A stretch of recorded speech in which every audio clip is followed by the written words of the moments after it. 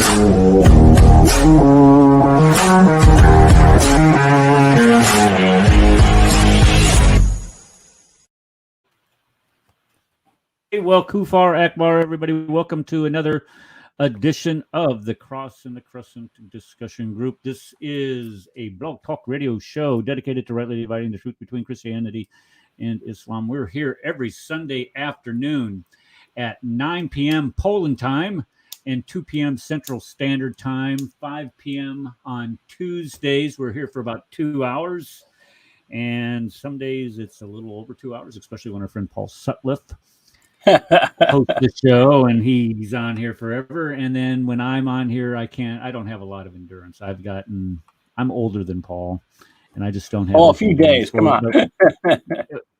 Well, older is older, that's just the way it is.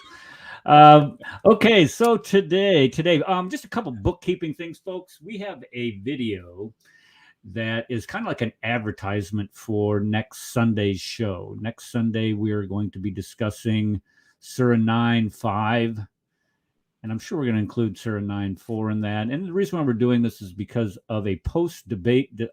Am I right on this? This is from a post-debate discussion that Kenny Bomer and what's his name? What does he go by? Who's the guy that he goes with? C.L. Edwards. Yeah. But what does he go by? Yabba Dabba Doo Abu something. Oh, something. Yeah, Abuya Aziz. Jeez. Abu something Yazid. like that. Okay. Something like that. If you don't know CL was a Muslim, converted to Christianity, and for all kinds of time when he was a Christian convert, argued for the Trinity, professed a belief in Christ as the Son of God. He did a lot of work with Sam Shimon and David Wood. And I got a lot of money. Wrote that. I don't know if he got a lot of money. Yeah, he got a lot of money. He got a scholarship to a college. Yeah. So he built Christians for a lot of money. All right. But either way, he got his jizya, I guess, from the Christians to get him educated. But anyway, he's used this to promote health, which I'm not against self-promotion at all. I do that on myself. And by the way, the people that are watching right now, you need to hit subscribe, like, share, ring the bell.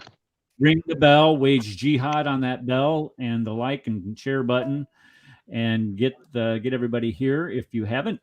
Today we have a very special guest.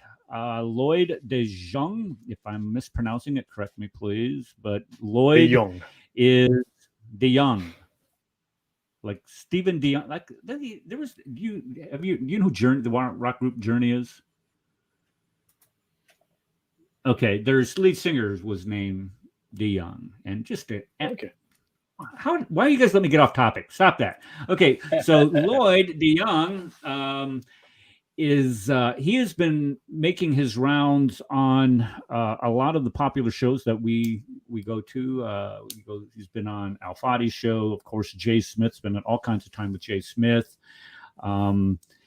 And have you been on David Wood's show yet with David? I was mentioned briefly on David Wood's show. I was one of the top 5 finalists recently. But okay. Right. No, I've not been directly with him. Okay. Well, if you haven't been over to Lloyd's channel, you need to go over to his channel and subscribe to it, because this guy, and I'm going to tell you, Lloyd, I was able to download your file that you had put out there on Google with all of your resources, and I felt like I stole something. I actually hid it so nobody else on my computer, so nobody else can find it. It was just absolute treasure trove of things to have, and we appreciate you putting that out there for everybody to go through, peruse, and learn from. So I invited Lloyd onto the show because of his expertise when it comes to the Sharia, when it comes to Islam itself, and providing a polemic for it or against it, however you want to coin the term. And he's got some really, really great information, but not only the information, but the depth that he's able to go into is just absolutely phenomenal. So we are looking forward to what Lloyd is going to be talking about today. We're going to start off with the Sharia, if I'm not mistaken on that. I just basically said, hey, you come on and you just do whatever you want. Because I've seen him everywhere before, or all kinds of different places before, and whatever he's gonna talk about, people are going to be interested in listening to. So, Lloyd, the microphone is yours. Take us any direction that you want to go. You have an hour and 49 minutes. Not a minute. I'm kidding. Take as much time as you need, brother. Okay, so guys, get some extra sandwiches. Call your office. Tell them you'll be late for work tomorrow morning. We're going to be here for a while. Right. So welcome, everyone, and thank you for having me here, everyone. Thank you, Eric and Paul. Good to see you again, and everyone else on the channel. I do encourage questions, so if you have them, please do ask, and I'll do my best to answer. I will also provide a link, which hopefully you'll add in the description and pin as a comment so that everyone can download the sources that I will be showing, so that everyone can check them for themselves to verify what I'm saying. And yeah, so my name is Lloyd de Jong. I'm South African, because I keep getting asked. I live in Poland, in Warsaw, Poland, and I lived in the Middle East for 11 years. I worked in national defense. So I worked with governments, with the law enforcement, military, and industry. I designed long-range, wide-area, very sophisticated military-grade security systems running into the millions of dollars to defend against intrusion, to defend against sabotage and malicious acts by military actors, by also groups like ISIS. Often when things happen, I went to hot zones. I had to design systems to protect troops, to protect material and critical national infrastructure. Everything from, well, there's a lot of interesting hardware out in the Middle East that you wouldn't think should be there. So let's just say everything from F-22s to, to special forces camps and so on. I traveled extensively across the Middle East, and I saw a lot of the dysfunction that Islam brings. My eye-opener was in the Lebanon, to see how the Lebanon, which had been a Christian country, the only Christian country in the Middle East, had been basically overrun by Islam, and how this had changed the culture, brought war, brought political dysfunction, and yeah, the Bekaa Valley. I mean, that just opened my eyes, and I realized this is the future of Europe. This is the future of America. This is the future of the free world if this is not dealt with. And yeah, I come at this not from necessarily I'm Christian, but I don't come at this necessarily from a religious point of view. Let's say, obviously, if you're dealing with theology, you have to talk about religion. But I come at this from a security/military perspective. No, I was never in the military. I worked alongside the military. So yeah, I've been to all these places. I have seen all the things. I know the people. I know the culture very well, and I discuss Sharia. I don't spend time on the Quran. I don't spend time on the Hadith. And I'll be very blunt and upfront. Those are pretty much irrelevant. Yes. Those are raw materials. So if you want to talk about wedding cakes, you don't spend 99.8% of your time talking about, well, this is flour. Flour is white and powdery. Let's spend the whole day talking about flour. No, that's raw material. Then you have flour, you have sugar, and you combine those with a recipe, and out comes a wedding cake. The wedding cake is not the Quran. The Quran is the flour. The Hadith is maybe your eggs, and then you have a recipe, and then you have this final product. And the Sharia is the final product, the final implementation, the final interpretation and application of everything within the Quran and Hadith. Short, I'll one more thing, and then I'll pause and hand over to you guys. See, the Quran is abrogated. So newer verses abrogate older verses. The Hadith are also abrogated. Newer Hadiths abrogate older Hadiths. What few people know is that newer Hadiths abrogate older Quran verses, and newer Quran verses abrogate older Hadiths. This leads to massive confusion. So the only way to sort out this confusion and the multiplicity of opinions was for the founders of these 4 schools of jurisprudence to develop the Sharia, which is the final understanding of what is relevant, what is applicable, what is still left after all of this abrogation, and the Sharia can never be abrogated. I'll pause there and let you guys ask questions. Okay, so when you say the Sharia cannot be abrogated, let me get this straight. I'm being kind of a smart aleck here. You can abrogate the Quran, the eternal word of God, but you cannot abrogate the Sharia that is supposed to be complementary to it.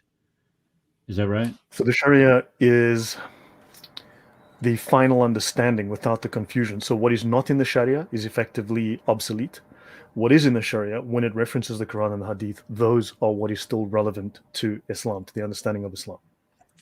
So if Okay, you so cannot if they make it abrogate Sharia, does that mean a quote newer concept of Islam is unacceptable? Correct. Because, see, the Sharia incorporates what is known as the consensus, which they call the ijma. Now, this consensus, you see, the ijma the Sharia took about 800 or 900 years to develop. It did not happen overnight. And the major development happened sort of between the 8th and 10th, 11th centuries. And then there was some further development, refinement up until the 15th, 16th centuries. So there was a lot of confusion over what all this meant. There were actual wars, there were killings, there was a huge confusion. And they had to say, look, this is the final meaning. This is what Allah wanted. When we take all of these sources from the tafsir, the Quran, the Hadith, and everything else, the Sirah, mash it all together, what comes out as final? And this is the ijma. I hope, does that answer your question, Paul? That's excellent. Yeah. Okay, I didn't So know. does I was anyone- going to give people a chance to ask a question, but if Sure. nobody has asked the question, but I did want to touch back on the Sharia. So when you have within the Sharia itself, when you have a let's say, I don't know, a law against leaving Islam, apostasy, and people today say that, okay, we live in all kinds of Islamic countries today. People live or leave Islam every single day, and we're not killing them. How do they get around that if it's not abrogated? So Islam has numerous doctrines. Now, let's say you have a verse in the Quran. The verse says, if he leaves his religion, kill him. That's a single verse. That's 5 words, 10 words. How do you apply that to a multiplicity, to all sorts of potential scenarios and situations that can develop? Well, they've got to go through all of the hadith sources. They've got to go through the Sirah. They've got to go through the tafsir. Everyone has an opinion. All of this eventually leads to a final set of, so this leads to doctrine. This doctrine then leads to law, right? So now you have these laws. And so let me share my screen, and then I will answer your question as we go through this. Then I will screen 2. Okay, everyone should be able to see my screen here.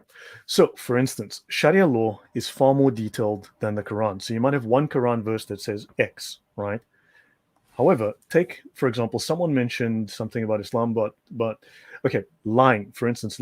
I just happen to be on this page. So the topic of lying in Islam. Christ says that he is the way, the truth, and the life. God is Logos. Logos is the truth. It is the spoken truth. It is the truth through example, by doing and by speaking. Notice Islam, within the reliance of the traveler, this is the world's most popular, the world's most well-known Islamic law manual. This is written for lay people, but it is used by imams all over the world. Notice they have a chapter here called Lying, section R 8.0. And of course, you can see here within this chapter on lying, they have permissible lying, section R 8.2. They also have lying in circumventing those forbidding the permissible. Now, these are technical words. They mean something specific. We are forbidding the permissible. We are fighting against Islam. We are speaking out against. We are not allowing it to spread freely. So they must lie to circumvent us. And two, you have your obligatory lying. So lying in Islam is obligatory if it advantages Islam and if it advantages the Muslim. Then, of course, they have here an alternative to lying, as they say, giving a misleading impression, which is to deceive. This is legal within Islam. It is obligatory. So lying is a legal duty within Islam. Now, we could go into an example. So what I'm going to do, I'm going to go to the law on ridda, apostasy from Islam. So they cover this within this particular book. Now, each school of jurisprudence will have its own set of books. However, one scholar or one set of books will become the predominant opinion, will become the major opinion, and everyone goes from all the schools will go just to that guy, that book, that opinion. Apostasy from Islam, ridda, whoever voluntarily leaves Islam is killed. Section 8.1. There is no indemnity or expiation for killing this person. Right? So let's go have a look and see what they say about that. So that's section 8.1. So let's continue. So when it says there's no indemnity, what you mean by that is there's no punishment for a person. There's no punishment. They're not going to hold it against him. Okay. Correct. And we'll see this now. So for instance, you see, so now you have a verse in the Quran. Okay, great. There's a verse. How was it applied during the life of Muhammad? How was it applied during the life of the companions?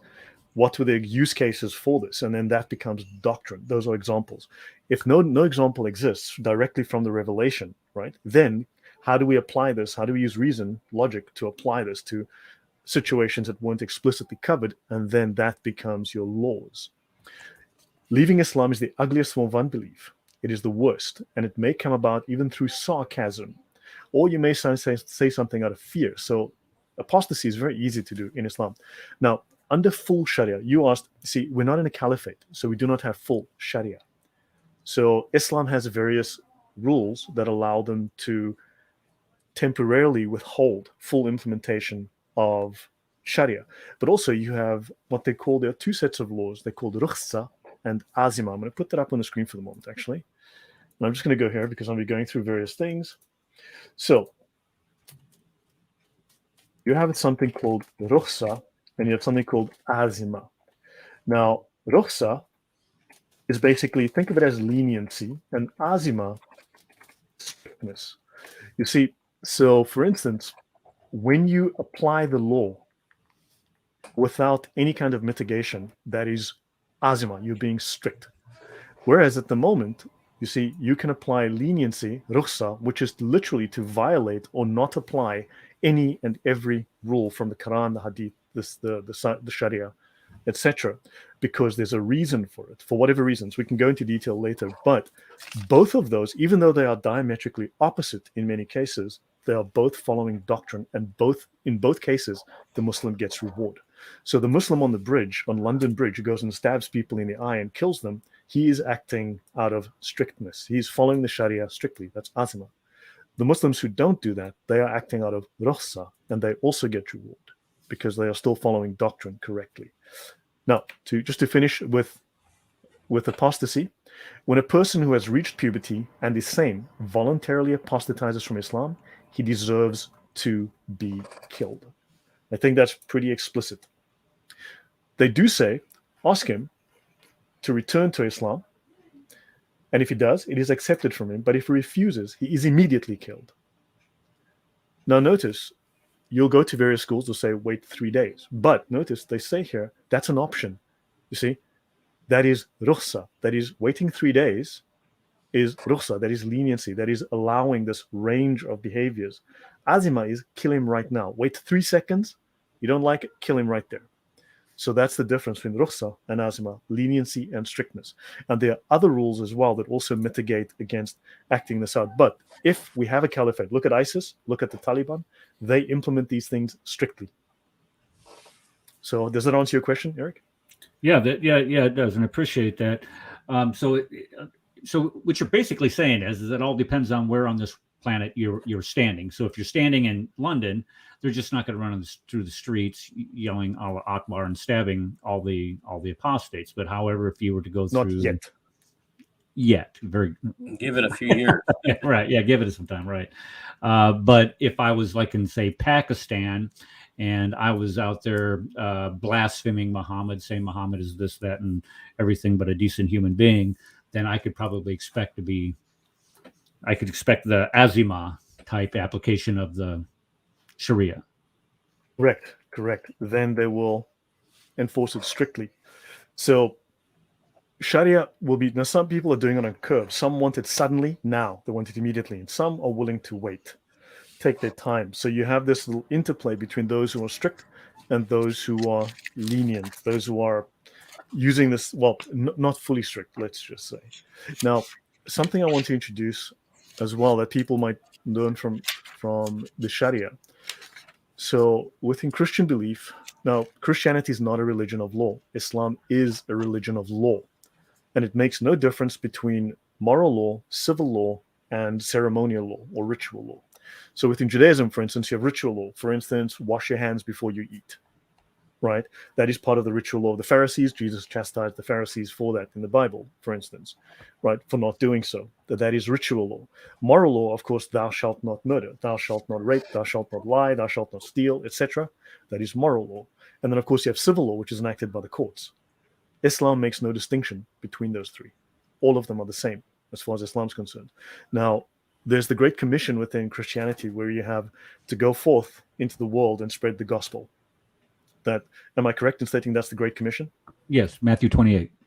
Go ye therefore Right. and teach all nations, baptizing in the name of the Father and Son and the Holy Ghost. Amen. And was I a good little Lutheran boy or what? That's exact. Excellent. Okay, go ahead. Yeah. So now this is the Islamic Great Commission, commanding the right and forbidding the wrong, or commanding virtue and forbidding vice. They'll give it a bunch of different names, right? Commanding the right and forbidding the wrong. So let's have a look at just the outline. So there's an obligation. Now, these are all legal terms. They're not randomly selected words. Understand that the Sharia books, Muslims will say, oh, that's just some random book that was only valid for 12 minutes in the 14th century, was read by 3 people, and it's now a museum piece, and no one does that, right? Understand that there are certain projects put forward by various Islamic governments, put forward by various Islamic institutions, major institutions, and they prioritize the translation of critical Islamic books. This was one of the very first to be translated into English because it is so important. What was the name of this book again? The Reliance of the Traveler. Oh yeah, okay. Let me ask you a question about this because we've had to deal with this on the show before. Let's say I'm an imam here in the United States, and I make the statement, well, I have never heard of nor read The Reliance of the Traveler. Would that person be truthful in saying that? That may be the case. However, don't forget, it is legal to lie. In fact, it is obligatory to lie. I've actually had that particular lie stated to me in a public forum. So, but the guy had already lied. So I called him out and called him a liar, which was pretty bad. Yeah. Understand, it is illegal for Muslims to share the Sharia with you. It is actually treason because they are revealing secrets. In fact, technically, it's weaknesses of Islam. So the Sharia is considered, in a real sense, a weakness. It is the threat doctrine of Islam. It's the operational doctrine of this group. And hold on. So, I'm sorry. It's illegal for a Muslim to discuss or share the Sharia with a non-Muslim. Yes. Yeah. It's treason. The penalty is death. Wow. For secrets. Absolutely. Yes. It's a secret. Yeah. Yes. Sharia is a secret. Yes. That's in the beginning of Reliance the Traveler, isn't it? That's one of the early ones. I mean, there's a number of things you have put together, but yeah, I'll show some of those things. I'll actually touch on all of this stuff. So let me show you. Know that. Yeah. No, sure. That's why no one talks about it. You're not allowed to talk about it. Very quickly. Yes. Very quickly, George here. Yes. I find that they tend not to want to share it. However, what if they counter by saying, "Oh, that's just cultural. Oh, you're just relating." That's law always of a specific country. Okay, you know what? Let me deal with that for you right now. Give me a second. I will bring up a resource. That's a good question. It's a very good question. Well, the idea of not being able to share one's faith or the justifications for it, it'd be like saying, well, I'm not going to talk to you about what the early church fathers had to say. Right. That's insane, is what that is. Okay. So to deal with George's question, which was a very good question, actually, thank you for that. I want you to see here. This is called, okay, this is Wikipedia. Now, understand people are going to go, oh no, he's using Wikipedia. When Wikipedia is correct, it is correct. Yes, Wikipedia has some serious problems, but in this case, this can be corroborated with a number of sources, but it's just the easiest one for me to get to right now. So these are the maxims. These are certain important maxims of Islamic law, which are normative across the schools of fiqh, okay, or the schools of jurisprudence. Notice it says here, cultural usage has the weight of law. So Muslims will say that is not Islam, that is culture. The problem is in the Sharia, if it's cultural, it's Islamic. If a practice is cultural, it is Islamic. So honor killing, female genital mutilation, well, was that a practice in the culture when Islam got there? Well, if it doesn't violate the Sharia, knock yourself out. It now becomes part of the law. Child marriages would be considered cultural. We'll discuss that too. We'll go into some nasty depth on that, yes. Yes. But cultural usage. Now, they mention other sources. You can find any number of sources discussing these from Islamic societies, Islamic authors, Islamic sheikhs, highly trained Islamic scholars. Because Muslims always say, have you consulted a scholar? Oh, yes, I have. And no, the trolls in the YouTube comments are not scholars. Sorry, guys. I'm sorry to disappoint you, but you guys are not. So does that answer your question, George? Yes. I get where you're going for sure. Okay. Now, so basically the Great Commission in Islam is to command the right and to forbid the wrong. So let's have a look at how they are supposed to do this, right? They speak of censuring. Now, censuring is not to censor, as in sense, but technically you can call it similar. It is to prevent something, to halt something from happening, right? To chastise someone, to take action. So, Eric, if you want to have a read through this list for me, the highlighted bits, please, to see how Muslims must apply their Great Commission. Okay, so you got the degrees of severity, explaining that something is wrong, forbidding the act verbally, censuring with hard words. Oh, that's a good one. Writing the wrong by hand, intimidation, assault, force of. This sounds like a rap sheet that somebody would have if it sounds like a mafia instruction manual. Yeah. A list of crimes somebody could be charged with. Yeah, go ahead. So understand, when they say censuring with harsh words, this explains why Muslim apologists will start to use vile, abusive language, because they're instructed. When you read through this, it says to use abusive. So censuring with harsh words, they speak of vile language, to use abusive language, to start to disparage, insult, belittle, denigrate, and swear at whatever insults you want to perform, right? This is considered legal. It is considered holy. It is considered moral. This is how Muslims must basically proliferate their deen, using assault. And understand, this is a recommended order. This is not an obligatory order. You can start here if you like.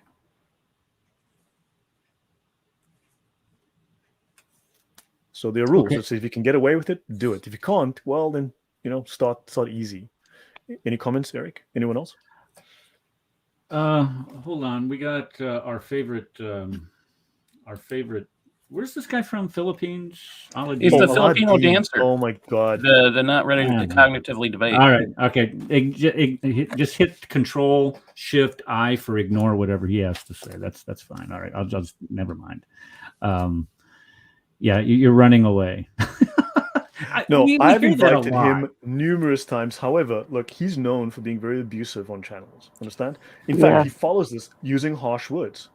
That is in the instruction manual. I mean, we can go into detail. This is just the index, right? But also notice he's lying too, because I've said, you and me, let us discuss the Sharia. I will read the Sharia. I'll provide the rulings. Give us your comment. It's not a debate. It's a discussion. Joe Rogan is very popular for having talks, asking questions. Notice he always says comparative Islam versus Christianity, because Islamic, that's not a debate. That's not it. right? But notice he wants to have this discussion because they want to force the discussion towards Christianity and away from Islam. They cannot defend Islam. Right. They know what's in it. But Well, notice I also, offer to Islam, debate him on what, and I have him defend that the Quran is a clear communication device, and he never accepts. So he runs from the debate all the time. And he's not cognitively ready to debate. It took us almost an hour to try and explain what the word debate meant. yeah. No, I will. You see this term adab al-jadal that I've got here. Okay? This is not known to many people, but Islamic debate is a okay. Islam has a particular form of debate based on sophistry, rhetoric, and propaganda. Right? So based on deception, sophistry, and propaganda. The name for it is adab al-jadal. Now, I'll go into this later. I can actually bring up the notes and show you guys step by step. But Islamic debate is designed to be deceptive. It is designed to not find truth. It explicitly is designed not to find truth. In fact, let me go here. It is designed to convince, to win. Okay? So let me see if I can find it here within the resource. Here we go. Notice here, this is a very simple discussion. This is a very simple definition from the Encyclopedia of Islam. Adab al-Jadal. In theology and law, a method of debating. This is the Islamic method of debating, in which we discussed questions that were controversial. It was not a matter of finding the truth, but of convincing the opponent. Okay, Lloyd. Yeah?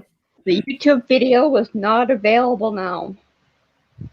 Say again, please. Sorry. We're not streaming on YouTube now. Oh. Say that again. What? Whoa. Oh, my. YouTube is not streaming now. Yeah, all of a sudden it Oh, stopped. no. Really? Jeez. Wow. It says we stopped streaming. Wow. Where does it say? Where does it say this? It just did. It just did. It says we stopped streaming 29 minutes. It says we stopped. That right there. The account has been terminated. What? Who? What? That you are blocked. You have been your account has been terminated on YouTube, it says. Whose account? Mine? Yes. Oh, jeez. Are you kidding me? Lloyd does this all the time. No, it doesn't make any sense. I've never had that happen. I mean, I know. Oh my God. Wow. Okay. Let's hold on a second. That is insane. Yeah. Yeah. Okay, hold on. I got the And wheel we of gotta death get over. Mr. Troll actually is probably the one who reported it as hate speech or something. And Okay, this so is the joy of there's a guy called Shepherd's Hook on there. Okay, If I recall, he claims to be a Palestinian Christian.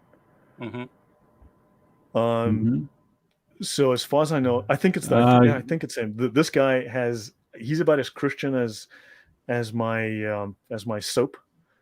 And yeah, I don't know. So he's been, there are certain guys that follow me around, and yeah, they really don't like what I have to say. Wow, this is hold on, Eric.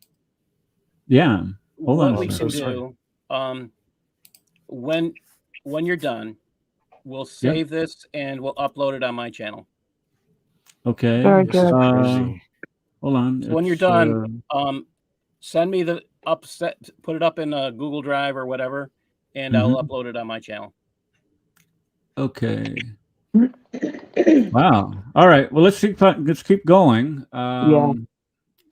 Wow, we had 44 people here, and okay. Now you can't even find the channel because I couldn't find it on my end at all. I'm trying to log into it, and it's this is video unavailable. The YouTube account has been closed. That is crazy. Yeah, I'm trying to. I am so sorry. Here. Was this helpful? No. Well, what did you do? You provided factual material, and that's too much for Islam. Oh yeah, we're proving it right. Lloyd is proving it right here. It's not about ascertaining the truth, right? Yeah, and it's a secret. I'm revealing a secret. Yep. Nobody's gonna see my video now, man. I worked really hard on that. Oh no, we'll show it. We'll show it. Wow. Okay, hold on. Let me try to log. No, it says.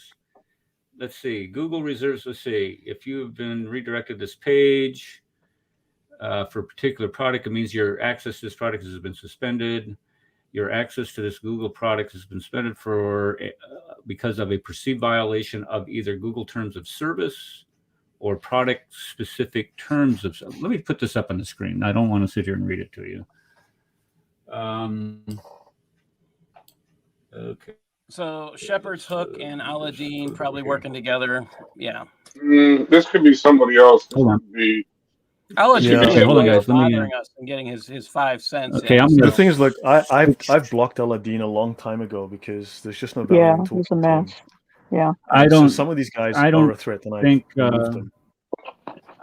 I don't think Aladdin has the ability to do that. No, it's not him. No, This is someone else. No, This is yeah.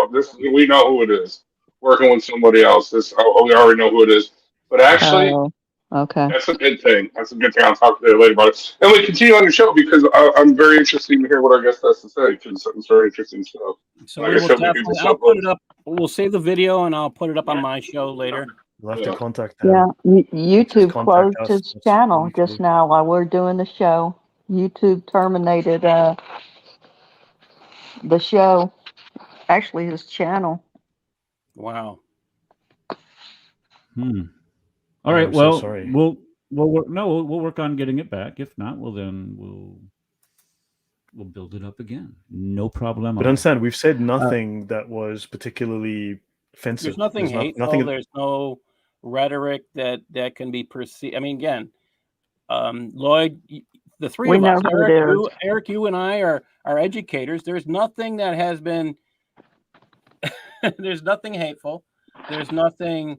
In fact, it's all been sourced, and I think that's the big thing. You shared what is called a secret, and they're upset because you shared a secret. Well, it's let's admit who this is. This is Charles, and that's who we know. That's who we know it is. And so, the troll. Yeah. well, he is the Well, troll. What other troll are you Ziad. talking about? No, Ziad. Well, Yes. maybe Ziad's You know, Ziad this says too. he's got. actually proves Islam is not clear. The Quran Yeah. is not clear if you want to keep this secret. Okay, well, maybe I'm confused here because I'm saying that we're still. Well, this is StreamYard, but it says we have 45 people viewing right now. That's on your Facebook. That's on Facebook. So let's continue then, I guess. If that's All right, the let's case. go. Let's quit drowning in our tears here and let's move on. right, Yeah, Amen. you'll have to contact Google. So I will. I'll take care of it tonight. And once we're done with the show, Thanks. But you remember, So you only sorry got 2 about that. hours, and you only have an hour and a half left, so we better hurry. yeah, so I'm trying to touch on different things without going into too much depth into any one thing. Although you did say you'd like me to talk about child marriage, and I will do that, which is pretty. So please, if you have children in the room, take them out of the room when we get to that section because it's going to get pretty dark. But understand that, see, even the Encyclopedia of Islam, which costs $40,000 to buy, it's $40,000 or $45,000 to buy this, right? And it's like $5,000 a year to rent. This is the premier gold standard resource, academic resource in Islam. It's written by hundreds of scholars. It's more than a century old. It's over 110 years old. And it is written by hundreds, if not thousands, of scholars over the last century plus. And it has a lot of Muslims contributing to it as well. And they check it and verify it. So it's the top Western scholars, the top Islamic scholars. But much of what is written here, you'll find, if you know the subject well, it often whitewashes things or leaves things out or adds things in or change. So you have to always factor in what is being altered to defend Islam by apologist scholars. There's always that angle. But understand it's pretty clear, and I can go into great depth on this, not now, but hopefully this just introduces the fact, and I can go into depth another time, that Islamic debate is not about finding truth. It's about winning. Okay, Right. and three parts of that were sophistry, deception, and propaganda. Regardless Yes. of whether you're telling the truth, you just got to win the debate, even if you have to lie. Yes. Got Yeah. it. And of course, well, if we go into the lying, okay, so actually we briefly went into the discussion on lying, right? Yeah. Can you share your screen again? Oh, you did. I'm sorry. Never mind. I Let me did, put you back. Yeah. Let me put you back up here. Sorry. Okay. All right. Yeah. So just to show where we were with this is not a matter of finding the truth, but of convincing the opponent. They said it very nicely. It's got a certain euphemistic tone to it. Now, we spoke about this, the Great Commission in Islam, but let's go back to the discussion on obligatory lying, which I believe was here. What I'll do is I'll jump into this. So just briefly, so lying, permissible lying and obligatory lying, right? So let me go back to obligatory lying. And now this is not the only source. I could go to another source on this, but I'll skip that for the time being. Well, in the interest of time, so that I can cover multiple other topics. But let me do this. Oh, notice here that Allah teaches hatred. Okay. So I am tale-bearing. So look, I am doing two things, a couple of things that need to be mentioned. Revealing something confidential whose disclosure is resented. Right, that's what I am doing. So, and that is defined in Islam as slander and tale-bearing. So notice tale-bearing consists of revealing anything whose disclosure is resented. So I have broken an Islamic law because I've revealed things that are resented. Now, slander in Islam, okay, slander has a different meaning than it does in Western law. While they do have the same meaning as us in one context, right, it is also unfortunate that slander, notice Islam has permissible slander. So you're not allowed to slander Islam on the pain of death, but they can slander you. Slander is permissible for lawful purposes as countenanced by sacred law. Muslims are allowed to slander. It's legal. There are 6 specific circumstances where they are told that they're allowed to use slander. But let me go to let me just find the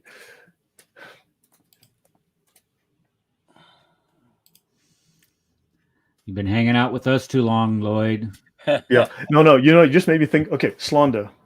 Now, slander means, in Western law, means to say something about someone that causes them reputational harm, financial damage, some kind of harm to their life, right? To their status in society and so on. Notice the definition in Islamic law. Slander means to mention something concerning a person that he would dislike. That's pretty now, wide. We have said something. Yeah, it doesn't mean to lie. It does not mean to say something untrue. It means to say something true that they wouldn't like you to say. So we are currently slandering Islam, and we have been guilty of tale-bearing as well. Understand, that is a completely different, that's an inversion of Western law. To slander for us is to lie, whereas for them it's to tell the truth. To slander someone is to tell the truth, that you should keep secret, because it embarrasses a Muslim, it embarrasses Islam, and that is a sin. But if you offend, it looks to me like if you offend them, it's about the same thing. Am I correct on that? Correct. And then they see. So now notice, if you reveal, okay, something whose disclosure is resented. Now this is tale-bearing. I've revealed something, and a person should not speak of anything he notices about people except what benefits a Muslim. See? So, and if we are speaking slander or tale-bearing, what I'm doing is tale-bearing. This information is tale-bearing. Everyone must disbelieve it, for tale-bearers are corrupt. Therefore, I am corrupt, you are corrupt, and our information is unacceptable, and Muslims have to hate us for the sake of Allah. So I must be hated. My information must be disbelieved. I am corrupt. My information is not acceptable, even if it is 100% Islamic from the Quran, for instance, and I must be hated for the sake of Allah. I am detestable in Allah's sight, and hating for the sake of Allah is obligatory. Lloyd, Yes? so they want us to flatter them. Yes. Okay, and when the Antichrist comes, right? He flatters. Correct. So they're going to love him. Correct. Mm-hmm. Now, Thank you. you see, when the purpose of lying is to circumvent someone who's preventing one from doing something permissible, and then obligatory to lie, if the goal is obligatory, it is obligatory for Muslims to lie. Okay?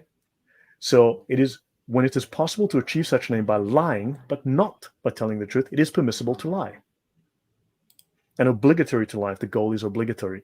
So it says very clearly, it is not unlawful to lie when any of these aims can only be attained through lying. Okay, it is more precautionary to employ words that give a misleading impression, that deceive. But lying is obligatory, it is lawful. Therefore, Satan, the father of lies, must be the father of Islam.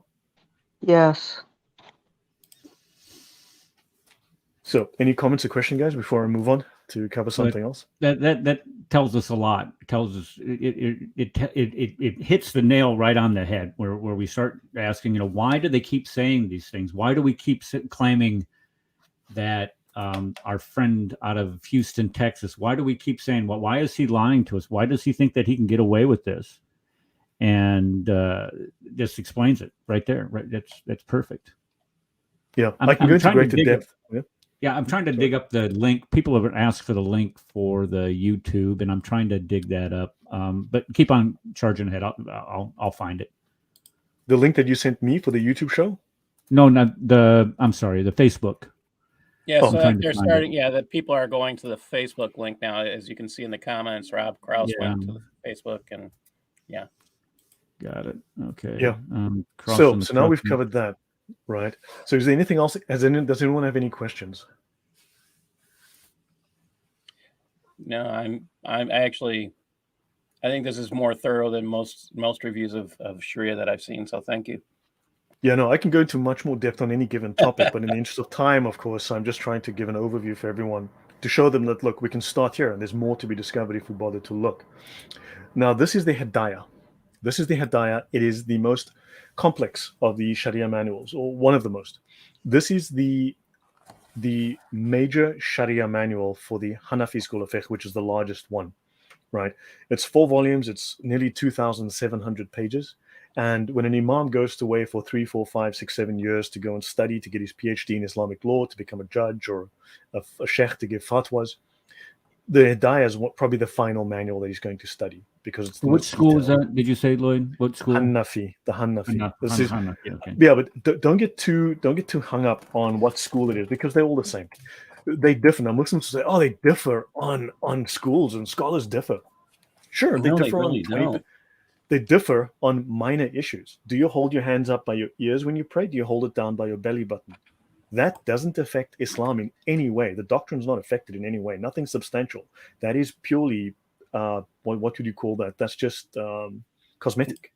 Yes. Whereas they agree on 80% of the fundamental issues. They agree across the board. So understand. So don't get too hung up. And sometimes a given scholar in one school has become the authority on a given topic. So all the schools go to that guy, no matter what school he's in. They all go to him and his works for his opinion on that topic. And then another topic is another guy in another school, and they all go to that guy because he's the big guy on that. So they crisscross constantly. Now, for instance, Muslims say there's no such thing as amputation. Well, this is book 8, okay, of the Hidayah. And notice here, of thefts which occasion amputation, and of thefts which do not, and of the manner of cutting off the limb of a thief. Now, notice we have at least 40 pages of this particular information. So you've got numerous pages on when to cut off his arms and legs and feet and how to do so. Understand, this can never be abrogated. This is the final authority in Islam. This is what Muslims really do not want you to know, right? Yeah. So, yeah. So this is still the Reliance of the Traveler book? No, this is the Hidayah. Okay. So I will show you here. This is the Hidayah. Actually, we just jump here a little bit clearer. The Hidayah, the commentary on the Muslim laws. This was translated in 1791 by the Brits because they were responsible for the Hind, which was India, Pakistan, and they needed to respect customary law or regional law. And so the British judges had to know what the Islamic law was. So they translated this so they could work with those judges in their regions. Okay. Can we find this in? Can you find this online, or is this? Of course, in my archive. It's in my archive. Oh yeah, okay. It's in my archive. Right. It's in my Google archive. You'll find the link to that. Right. Now, send that to me. It's in the. Didn't I put that in the Google Drive, guys? I put Lloyd's Google Drive link. If you have it, I have it. I have it, Lloyd. I put it in Google Drive. I'll get it to. Don't worry about it. Let Just me keep it share this with plugging everyone along. now, so I can send my link to everyone. Actually, here we go. It's the Hidayah Volume 2 specifically that I'm referencing. I use most of the time. I'm dropping it in the private chat. So Hidayah Volume 2, there it is. In the private chat, you can copy and paste that for everyone. Okay. Okay, I see it, Eric. Thank you, sir. Right. So let us go to my slides, and I will bring up some notes with regards to that. So now, the Sharia is the Muslim Talmud. Now, this is obviously the opportunity for anti-Semites to come and explain their conspiracy theories of how the Jews got together with Bigfoot and the Illuminati to take over the world, and are involved with Superman and from an alternate universe and so whatever. Now, I've studied the Talmud in depth. I've spent a lot of time on it for a series I did. I did very, very deep shows on the Talmud, so I understand it, I think, better than anyone else that I've discussed it with. And while Islam has plagiarized the Talmud, it has also inverted and corrupted its teachings. This is not to say, obviously, I'm not a Jew, so I don't follow the Talmud. This is not to say the Talmud is necessarily holy, but if we're going to discuss it, we should discuss it without lying about it. And this is what people do. They do lie about it. They misrepresent it. That said, the Talmud and Islam are not exactly the same, but the Sharia functions like the Talmud does in Judaism. It is the Islamic Talmud. So I'm going to jump through a handful of things here. So notice, this is just discussing an introduction to the secrets and weaknesses. If a Quran is bought, okay, if a Quran is purchased for someone, it is obligatory that the person be Muslim. Now, the cat's out of the bag. It's too late. It's 21st century. It's too late now. But the law does state, right, that it is obligatory that Qurans only be given to Muslims, right? Because even as a convert, an imam is supposed to interpret it for you, to lecture you about it, to guide you through it, not for you to go and read it yourself. That's why many Muslims don't actually sit down and read it. They don't actually know it that well, because the imam is the one who teaches it to them.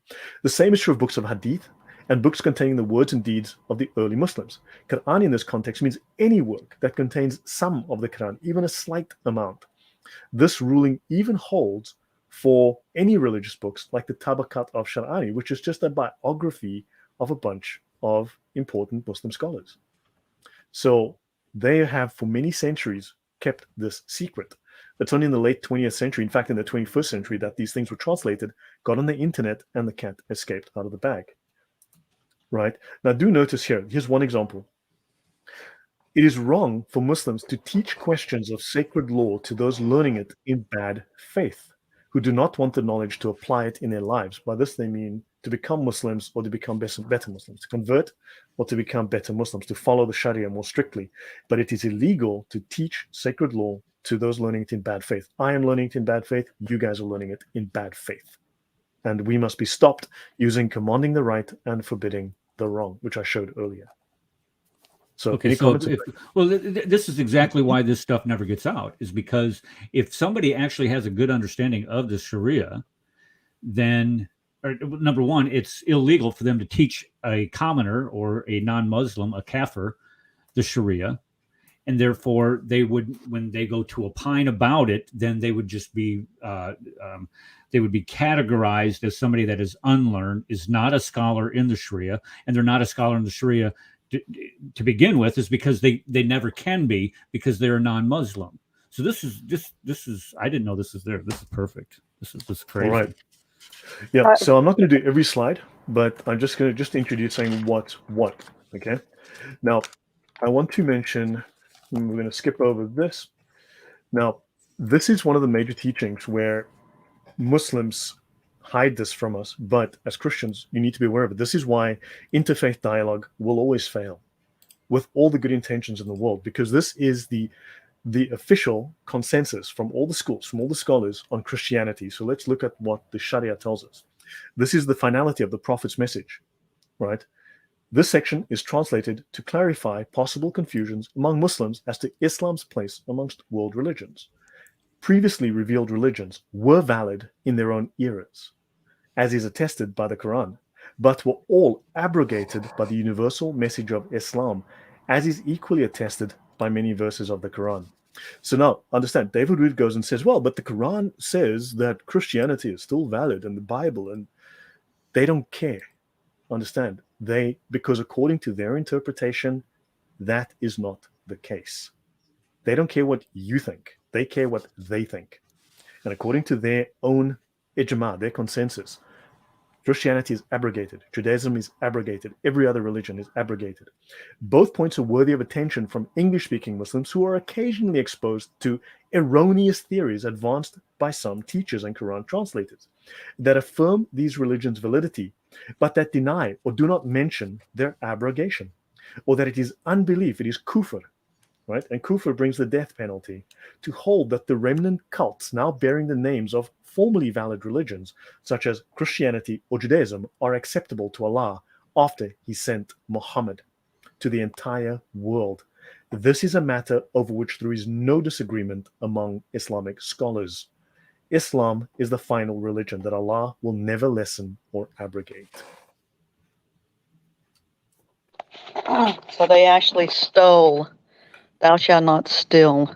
That's what they're doing. Well, this is also what would be, Jeez. this is also exposing what we would call hate speech as part of their doctrine. Yeah, they're trying to erase us. Well, Just that's why. erase. Yeah, that's the point. Mhm. That's probably why they. I mean, if there's anything they would try and shut down via YouTube, the exposure.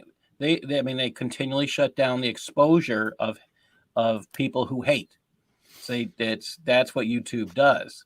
They don't like the idea that you expose people who are haters, and that's a lot of what Crossing the Crescent has been doing. So, Well, don't forget, according to Islamic law, I am a talebearer. I am spreading hate. Mhm. Remember, I am corrupt. I am spreading lies. I must be disbelieved. yet all you're doing is showing us the documents, Right. and that's so. In the Western concept of scholarship, you're considered a scholar because you're not telling us what we would call tales. You're providing information and backup to what you're saying. In fact, more of what you're doing is quoting from these sources. Yeah, And he's just that's reading a it. huge difference. Yeah. Correct. Mhm. But understand, according to Islamic law, if it embarrasses Islam, it is false, even if it is Islamic. Now, let me show you something related to this, okay? This is a book called The Summary. This is a summary, but this is called The Unsheathed Sword Against the One Who Insults Muhammad. Not against the one who insults Allah, the one who insults. Notice this is a threat. Taking out your sword to use against someone who insults Muhammad. Let's have a look at this. This is the official ruling on people who insult Islam. Okay? And let's have a look here. So, Eric, if you can just read, there are 4 chapters. If you can just read the titles of the first 3 chapters for me. Sure. Okay. Whoever insults the prophet is to be killed, whether they are Muslim or a disbeliever. That's kind of scary. The second, killing is prescribed on him, the one who insults the prophet, and is not permissible to imprison or show favor to him or to ransom him. The third one, any Muslim or non-Muslim who insults the prophet is to be killed, and repentance is not sought from him. We got going to a fourth one, or is that? No, that's fine. Are you seeing a pattern forming here? I see the pattern that if you insult Muhammad or criticize what he did, make public what he did, then You're you are dead. killed. Exactly. Islam is murder. Islam Correct. is murder. Now, the contents of this book concern the Islamic ruling upon those who insult the final prophet, Muhammad. Okay, that's what this book is about. This is the law. Now, this is the definitive text on the topic of insulting Muhammad and what happens. The objective of this work is to clarify the Islamic ruling on this subject. The one who insults Muhammad, the prophet, whether Muslim or non-Muslim, is to be killed. They are to be killed even if they pay a protective tax in a Muslim state. And right, so let's continue here. Whoever insults the prophet is to be killed. This is the general view of the scholars. The scholars have consensus that whoever insults him is to be killed. This is Malik, Layth, Ahmad, Ishaq, and Ashafi also said this. The Muslims have unanimous agreement upon killing whoever insults Muhammad. It is the ruling that whoever insults other than Muhammad is to be lashed. And the lashing can kill you. This consensus is taken to be the consensus from the Tabi'in and the companions of Allah's Messenger. Let's continue here. When they said There is what was consensus. that word? What the tabi'in? Tabi'un. So the companions, the Tabi'un are so they were the companions, and then there were the followers of the companions, and those are the Tabi'in. Those are the guys who. So Okay. basically, in that chain, the first three generations of Muslims, the best ones. Okay. So this would be Companions, like the followers. These would be like early church fathers or something on those Yeah, lines. pretty much. Okay. Yeah, in that line. Got it. Yeah. Notice there is consensus upon the obligation of killing such a person. Right? And the Muslims have consensus that whoever insults Allah or insults his messenger or rejects anything from what has been revealed by Allah, such a person is a disbeliever. Now, understand, we do not accept anything that comes from Allah. So we are disbelievers. And I do not know anyone who differed concerning the obligation of killing such a person. And the scholars have consensus that whoever insults Muhammad, now here they define insulting Muhammad, that means you attribute a defect to him. In other words, Muhammad is less than perfect. Anyone who makes the claim, who dares to claim that Muhammad is less than perfect, has insulted Muhammad, because Muhammad is the perfect man, and therefore you must be killed as an apostate. The Muslim who insults is killed. There is no disagreement concerning that. And this is the view of the four Imams and others. And it continues. There is no difference of opinion narrated from him concerning the killing. Right? They speak of here, Muslim and disbeliever are to be killed. And in several hadith, from them the hadith of the blind man who killed a woman when he heard her insulting the Prophet. Murder is legal in Islam for these reasons. And I will show you other sources from the Sharia as well. Okay? So all of them mention that the one who insults the messenger is to be killed. I think I'm making my point here, right? But I'll show you one last item. Political assassination is legal in Islam. Okay? So, take that which comes concerning the Prophet and his companions of killing. So, in other words, take those lessons, take heed of those lessons of Muhammad and his companions killing people due to the likes of these reasons. They call this the political killing. It is for the Imam to give a discretionary punishment with killing. In other words, an Islamic Imam can order a political hit. He is empowered to order a political assassination. Yes. Yeah. Don't they have to give that order at least once a year? Twice a year, yeah, usually every 6 months. But yes, they must. Okay. They must look. It can be worldwide. Yeah, at least once. Something a year, like that. Yeah. Mm-hmm. Depends who you ask. Twice a year, once a year, but yeah. Mm-hmm. So then, Eric, any comments from you? Sorry. So, Eric, did you want to go or me? No, that's okay. That's great. Keep going, Lloyd. Okay, so actually, let me find. Oh, no! I forgot. I forgot what I was going to say. But this is Sunnah. This is when we talk about how Muhammad ordered the killings of people for criticizing him, writing poetry, singing satirical songs about him that weren't flattering. This is exactly what you would find, and this is exactly what we find in the law. So there you go. Yeah, I'm actually looking for a particular. Actually, I need to find a particular resource, section 02. Okay, so there's actually something. Okay, I'm going to first go to P75.2. So let me just go get that.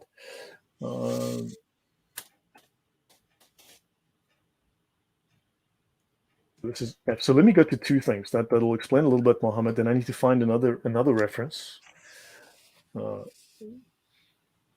So to explain the status of Muhammad in Islam and how they've plagiarized Christianity, how they've tried to make him into a copy of Jesus. So I'll show you here.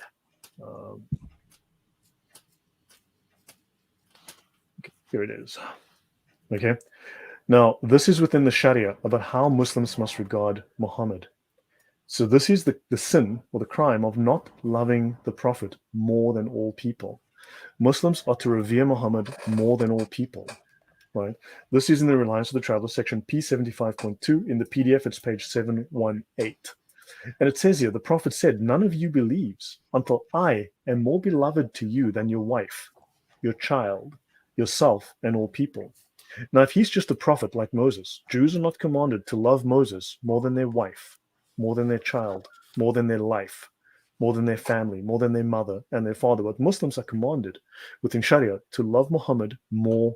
Thou shalt love the Lord thy Muhammad with all thy heart and all thy soul, and be willing to die and kill for him. Understand? Oh, It yeah. this really puts it into perspective when we start saying that Muhammad is Allah and Allah is Muhammad according Oh, I to can the jump Quran. onto that topic for you too. Yeah, well, this is a great illustration of it. I mean, there's all kinds of different instances of it, but this hits it right to the T. Yeah, I'll bring you something later on that school. So understand, so Muhammad is perfect. Muhammad is considered the perfect man. And to claim that Muhammad is less than perfect, which means that all of those instances of Muhammad doing horrible things, when you say them to Muslims, Muslims must deny them because it is illegal. It is the death penalty. It is ridda, it is kufr, it is apostasy for them to say that Muhammad was not perfect. So they must deny their own sources. Do you see the problem here? Yeah, absolutely. Okay, so on that, let me go to one more section that I want to show. Darn it. And there it is. Okay. I want to try and find. Oh, went too far. Oh, you know what? I will find it. Actually, this is where I need to find it. Find advanced search. And there we go. Okay, now this is legal homicide in Islam. Okay, this is legal homicide. So this is, in other words, Islam legalizes certain forms of murder. Right. Now, this is section 01.0, who is subject to retaliation for injurious crimes. Retaliation is exactly what you think, eye for an eye. Okay, blood for blood. Right. But notice, it says here, okay, the blood of a Muslim man who testifies that there is no God but Allah and that I am the messenger of Allah is not lawful to shed unless he is someone who abandons his religion and the Muslim community, in which case it is then legal to kill him. But let me continue, right? Now, retaliation is obligatory. Okay, to retaliate is obligatory, and there are cases of justifiable homicide, such as lawful retaliation. So this is the religion of peace, which allows justifiable legal homicide. Okay, and the following are not subject to retaliation. So in other words, if you hurt or kill these following groups of people, there is no legal penalty. There is no legal penalty for murdering the following groups of people within the law. A Muslim for killing a non-Muslim makes me feel better already. Right? Yeah, And notice, yeah. and Eric, if you can read the next And, two. and right before that, it's it gives Sorry? the standard if you're mentally ill or you're or you're a child. Okay, those are normal exceptions, but that second exception, a Muslim killing a non-Muslim, that's really powerful. Yeah. Yeah. Okay, number Yeah. 3, a Jewish or Christian subject This of the one? Islamic Yeah, State yeah, for yeah. killing an apostate of Islam because the subject of the state is under a protection, while killing an apostate from Islam is without consequences. That's where we were talking about in reliance to we're still in reliance to travel, but there's no indemnity placed on people. A father or mother, or the fathers or mothers, for killing their offspring or offspring's offspring. This is your honors killing. This is the Rifka Berry type thing that we've seen here in the United States. So It is it's legal. right there. It's completely legal. It's completely authorized. If I could chime in here real quick, this one's interesting, point number 4, because I've got this paper from Academia EDU. I can find it for you, but I think I read it on the show a couple of years ago. Where there are actually cases. What this guy did was he went and he actually studied case law in the Ottoman Empire, in the what do you call it? It was 3 different caliphates over so many hundreds of years. And anyway, he studied actual case law of what happens, the stuff that was recorded, what happened to people when they went to court. Well, he actually found that in Ottoman Turkey in the 1600s, there were cases, okay, where a father would kill the mother, okay, and then kill the child, and then nobody could testify. No, I'm sorry. The father would kill the mother-in-law, okay, and then kill the child, and then nobody could testify against him because he was the head of the household. Yeah, and they cited this. They cited this very thing because there was nobody to testify against him, and he committed no crime because the only one that could testify about the killing of the mother-in-law was the daughter, and the only one that could testify about killing the son was the father. So therefore, you know what I mean? There was no one could find him guilty of anything. And they actually cited this. I mean, Wow. this is horrific law, dude. Yeah. That is a practice called hiyal. That's a practice. The name of that practice, I'll put it up here. It's a very okay. That is called hiyal. Okay? This is called legal trickery. Hiyal. This practice infects and infests everything in Islam. There is nothing not touched by this. Now, I know that everybody talks about, and this word needs to be forgotten. This is one word that people need to forget. Taqiyya. You need to use the word hiyal. Taqiyya is a subset. It's a minor subset of deception in Islam. Now, I come across a lot of Christians, quote unquote Christians, who insist that no, we have to talk about Islam like this. No, we mustn't talk about that, Lord. No, let's stick with the standard narrative. Let's talk about taqiyya, because you see, they want us to focus here with our blinkers on and fail to see the really important, correct, detailed doctrine and laws, which you'll never find. If you're looking for taqiyya, you'll read 3 sentences about it, and it becomes a It becomes a thought terminating cliche. Someone goes taqiyya, and you go, except there's a whole lot of detail that you need to know, which you will never learn if all you're looking at is taqiyya. When you go to hiyal, you start to see how detailed the Islamic doctrine of lying is. It is extensive.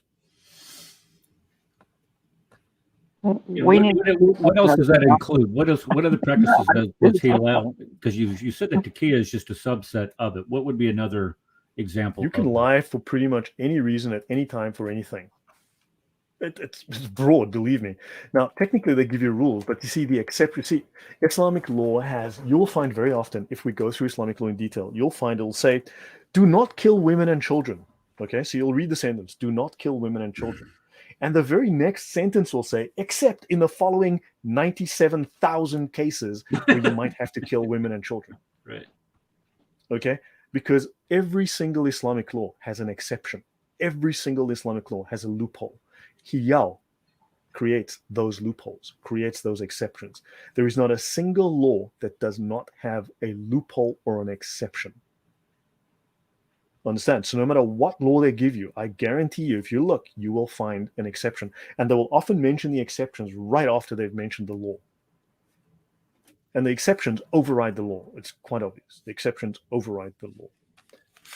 Well, coming on that is sorry because we were discussing with a mom from Texas a while ago because he was all in favor. He actually said he would participate in stoning an adulterous woman to death. Now, keep in mind that his wife did cheat on him and sent him to jail for like almost a year for beating her up. But so he's got issues. But point being is this: when questioned on this, he later realized that he said something he shouldn't have said. And a couple of weeks later, when we questioned him on this, he actually said, "Well, no, you gotta have 4 male witnesses to actually see the penetration." And I'm thinking, what kind of a freak could you be? You know what I mean? Here you are, your wife cheating on you. You're gonna call over your 4 male friends to say, "Hey, get up close and personal and see my wife cheating." I mean, that makes absolutely no sense. So even the exceptions, at least in this case, are completely ridiculous. You know what I mean? Where is the justice at that? And so seriously, I'm not saying you should kill adulterous women. No, of course not. But think about that. Where is the justice? If your wife is cheating on you, and you can get no justice unless you see 4 of your best, unless you invite 4 of your friends over to actually witness the act. I mean, how humiliating could that possibly be? I mean, this is insane. This is garbage law, simply put. Oh, you're going to see how garbage this gets in just a minute, but notice here the law on stoning. If the offender is someone with the capacity to remain chaste, in other words, not to have sex, right? And they decide to have sex outside of marriage, right? Or outside of their marriage or whatever, then he or she is stoned to death. This is the law. Okay, but notice this section on the bottom. Eric, if you can read for me this little bit here. A person who is not considered to have the capacity Oops. to remain chaste if he or she has only had intercourse in a marriage that is invalid or is, oh my God, or is prepubescent at the time of marital intercourse. Do you want me to read the rest of it? Or is someone insane at the time of marital intercourse who has subsequently regains their sanity prior to committing adultery? Yeah, so I'm going to segue into the concept of prepubescent sex in Islam, which is part of marriage and divorce. So let me go here. Yeah, so Islam may or may not be a faith. In fact, Islam defines itself as a deen. A deen is a totalitarian political system according to Islam's own definition. Okay, according to its own sources, it is not a religion. Okay, it is a totalitarian political system on par with fascism, communism, Nazism. It's very, okay. very Can you expand on that word, Dean? Because I was watching a video that you did with Adam Seeker. I don't know when you made it, but you were talking about the Dean. Yes, I can. So a little more specific on what that is. There. Okay, so let's do that first then. So let me do that for you. Oops. Because I was under the understanding that that's just how you live your life. What is how do you live your life, and what is the example? But you see, you have been a victim. You have been a victim of their dawah. Their dawah is propaganda. You've been taught to see Islam in a very particular way. You see, well, they talk about me on the Dean show, so I thought, well, I don't know what the heck it is. They've been teaching Muslims have been teaching Christians to see Islam in a very particular way for a very long time, the wrong way, which suits their purposes. If you go into the doctrine of lying, you'll discover that confusion serves the deen. But let's have a quick run through this, and I'll be very quick, and I'll go into the doctrine of marriage and divorce with children and sex with little babies, because that unfortunately is legal. A deen is a socio-political system. Now this is taken from an Islamic website. This guy was so kind to do all the research and provide the resources and so on, which I was very grateful for. And then I did a couple of shows on it, and the website disappeared. The article went away, but I backed it up, fortunately, and so anyway, but it's still, someone else made a similar article, took the same resources, and that's still on the internet. But deen embodies perspectives on existence, life, society, and socio-political system. This is not just religion. Right? Islam is a complete and competing ideology and a system of life and society. Right? This is not a personal relationship with Jesus. Right? This is a complete, competing legal and political system that competes with Western democracy. It is a political, ideological system. For Muslims, Islam emerges as a superior ideology, towering over other isms and the resultant socio-political systems. It is a political framework for managing mankind's affairs. Notice, not Pakistani's affairs, mankind, the whole planet. Let's have a look.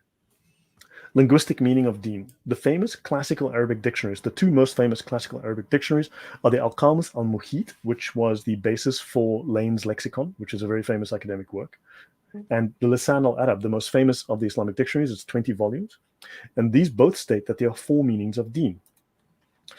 The first meaning is subjugation and dominance, so which includes ownership, government, administrative or legislative authority. So notice ownership and government and administrative or legislative authority. So this is a legal system, a legislative authority. 2, deen means obedience and bondage. Bondage is slavery. Subordination and dominance under the power of others, that is subjugation, that is political power under someone who dominates you, which implies violence. And they wonder why they have such a thing called tyranny on a regular basis in Islamic culture. Correct, but it's legal. For instance, it's legal in Islamic law for a ruler to take power through a coup, through a violent coup. It's considered legal. As long as he conforms to Islamic law in his actions afterwards, the coup is legal. Yes. So rules and regulations, doctrine, ideology, tradition. Now notice here, or religion, not and religion, or religion is optional. See? And the final one is reward and repayment, justice and accountability. So let's have a closer look. So the first meaning is subjugation or dominance, administrative or legislative authority to put pressure to be obedient, to force you, to command the right and forbid the wrong, using power to enslave or to make one obedient, dhimmis. You enslave the dhimmis. In Arabic, Dentuhum Fadanu means I subjugated them, so they obeyed me.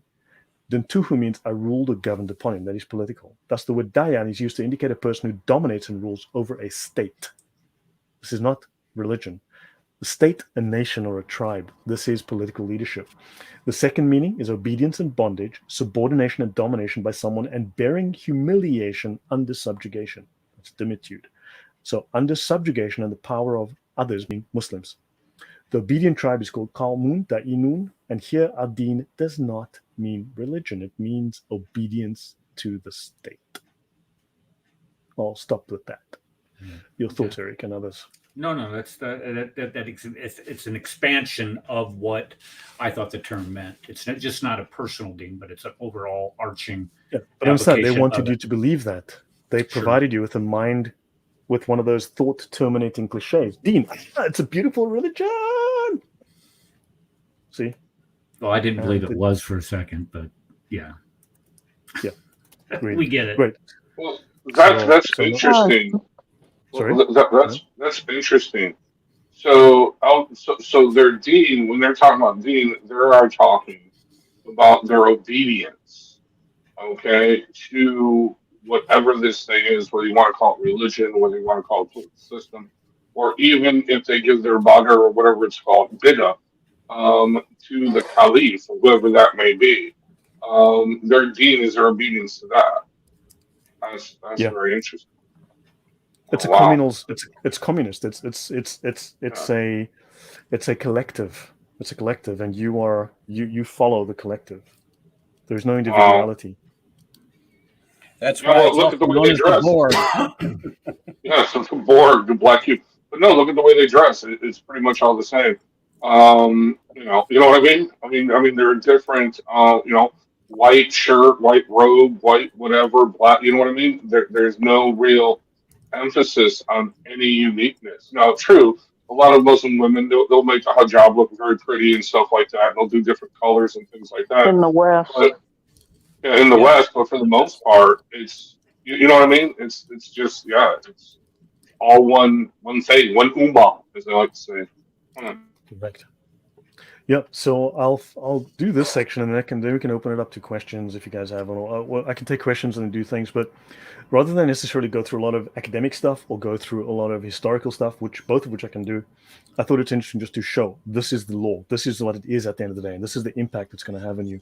But look, we need to ask two questions: what are the laws? Where are they written? Now we've been looking at what the laws are. Right, I've been reading the laws, and I've been showing you where they're written in these different Sharia manuals. Now, understand, there is no one Sharia manual with everything. You have to cross-reference constantly, and it's deliberately written like that. It's confusing. It's incredibly confusing if you don't know. It's taken me years to untangle this. It's taken me years to untangle this knot, right, to realize the structure, how it is. I'm probably the only person, I am the only person I know that knows this, who's not an imam. Right, so you have to cross-reference. They will say things that are so subtle, and you're like, oh, hold on, that name, I need to go reference that in another. These scholars, they'll mention the scholar's name randomly somewhere. They'll mention the name of a book, and you're like, that's where the rest of it is. They finish in this book, and they jump to the next book, and you got to go there, and then you finish in that book, and you jump to another book. That's like that. It's constantly like that. Okay, now, right. So I'm going to talk about Quran 65:4. Right, so please, this is going to be disturbing. This is going to be very difficult to hear. So please, children, you may not want them necessarily listening to this. So yeah. Now, Pakistani courts. Pakistan is the world's second largest Islamic country after Malaysia, and we're going to look at what the Pakistani courts, which is an Islamic country. Now, two Muslims one of them a Pakistani, told me after I discussed this information with them, Pakistanis are not real Muslims. Pakistan is not a real Muslim country. They're not proper Muslims. Okay, that's like 200 plus million Muslims. They're not real Muslims, whatever. So. And who says this? A Muslim said it to me, a Pakistani Muslim, and another one after I showed them this information. Okay. They threw all of Pakistan under the bus. Wow. Why did they do that? Because you're going to see in a moment why they did that. So Pakistani courts and Islamic law on Quran 65:4. Now notice it says here, let me just take a sip of water.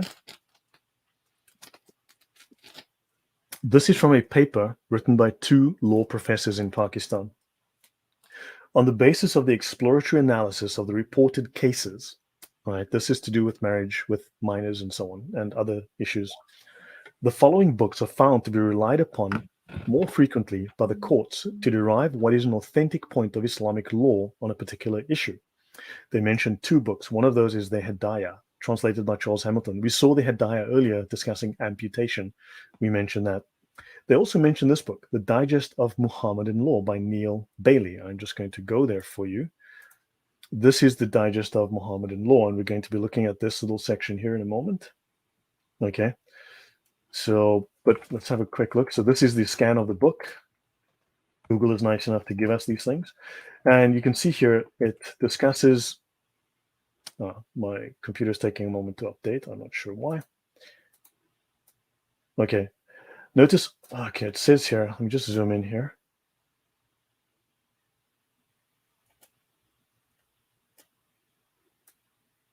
Okay, you know what? Skip this because my machine is deciding to act up. But Digest of Muhammadan Law by Neil Bailey. Okay, so this is the second most used book in the Pakistani court system to discuss Islamic law. Right, let's continue. This paper is called The Genealogical Analysis of Islamic Law Books Relied on in the Courts of Pakistan by a full professor, Shahbaz Ahmed Chima, and Sami Wazir Khan, assistant professor at Law College, University of the Punjab. They both worked at the same college at one time, university. Let's continue. This is the Digest of Muhammadan Law. And Eric, if you can read what's highlighted in yellow for me.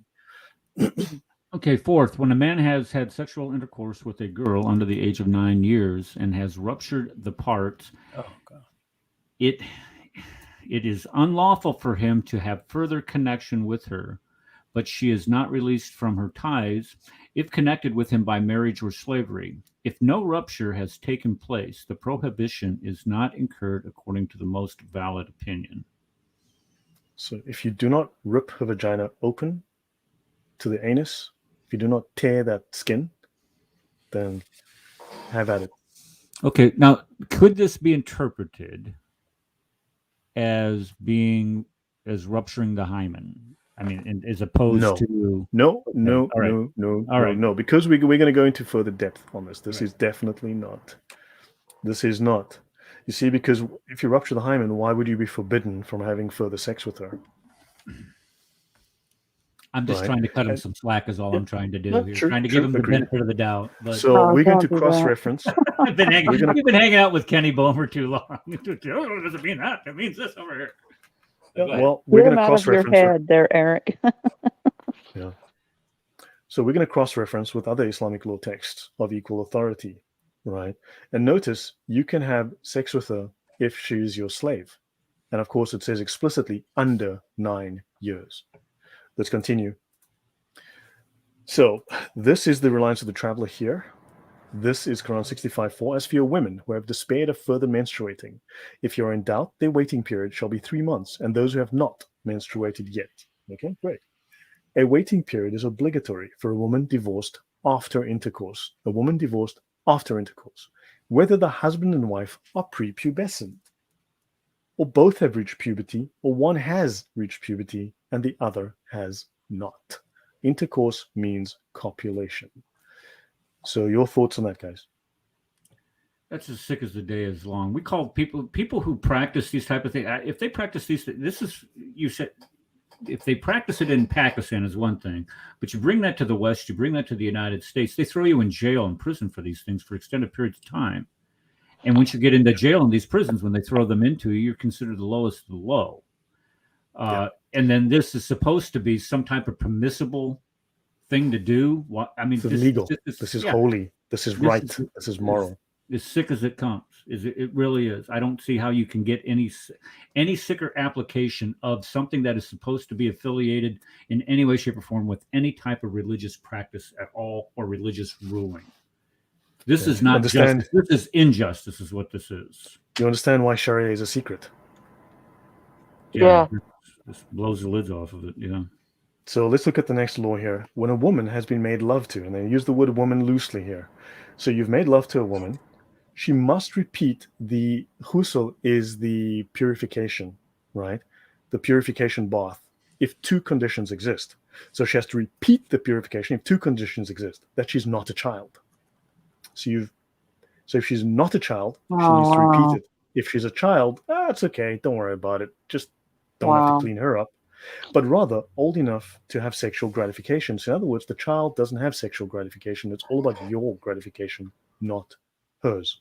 Understand? Oh yeah, pedophile. Correct. And a full indemnity is also paid for injuries which paralyze these members, or for injuring, right, the peritoneal wall between vagina and rectum so that they become one aperture. In other words, you can fill in your own blanks here, right? Oh yeah, we get it. So there it is, Eric. Jeez. Right. This is not the hymen, Eric. Yeah, I remember this from our discussion on Saturday. Yeah, this is right. So now go back to what? Sure. Okay. So this is I'm just getting the reference from Reliance the Traveler on that. Page 592. Got it. Thank you. This I actually cite in my book, The Cancer Civilization Jihad, on this section. Yeah. Yeah, it's disgusting. This is just it's horrific. Yeah. I don't have the section that it's below that you have 04. Yeah, I can give you a few more references. There's across different books. There's more. Let's have a look at this one. Now, this book called Heavenly Ornaments, also called Jewels of Paradise, is a very famous book in places like India, Pakistan, Bangladesh, and so on. This is what the Pakistani/Muslim Indian community gives to brides, gives to women before they get married, and here's how to be a good wife. Read this book. So it's a very famous book. Okay, it's a favorite with the people of the Indian subcontinent, as well as the Indian Muslim diaspora all over the world. It is a comprehensive handbook of Islamic law, Islamic rituals, and Islamic morals. Let's read their morals. Let's have a look at this moral sickness. It's called the Bahishti Zever, Heavenly Ornaments. Okay, there are multiple volumes. And Eric, if you can read me the first one, please.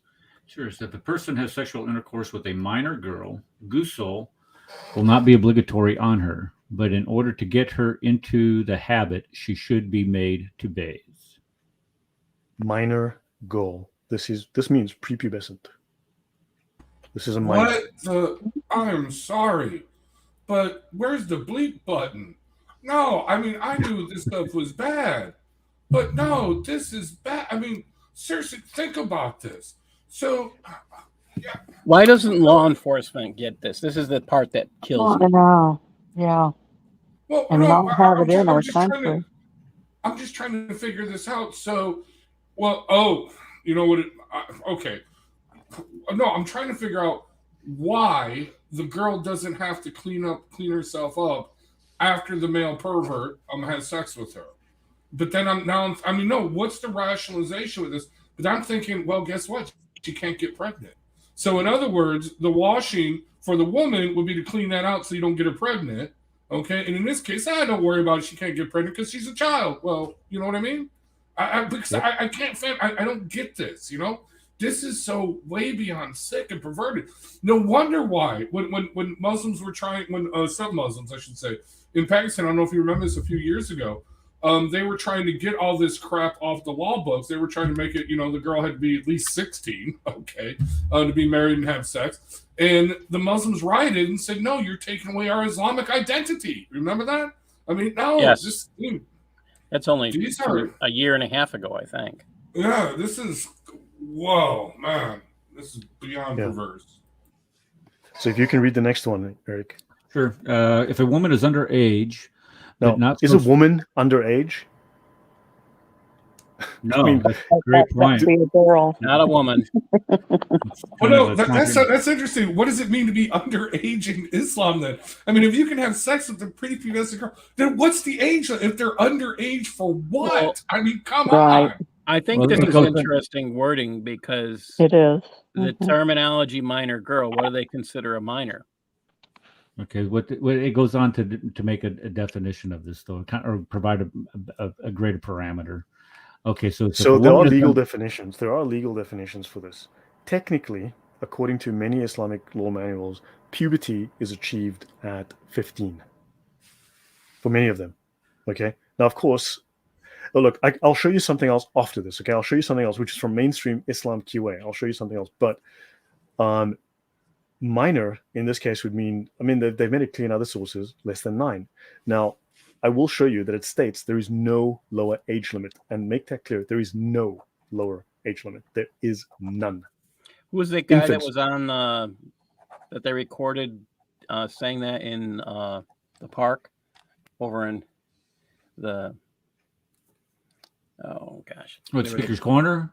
Yeah, Speaker's Oh yeah, Corner. it was Muhammad Hajab said that if Yeah. the Quran provides no minimum age. I remember. And this that, is, yeah. I can verify that for you.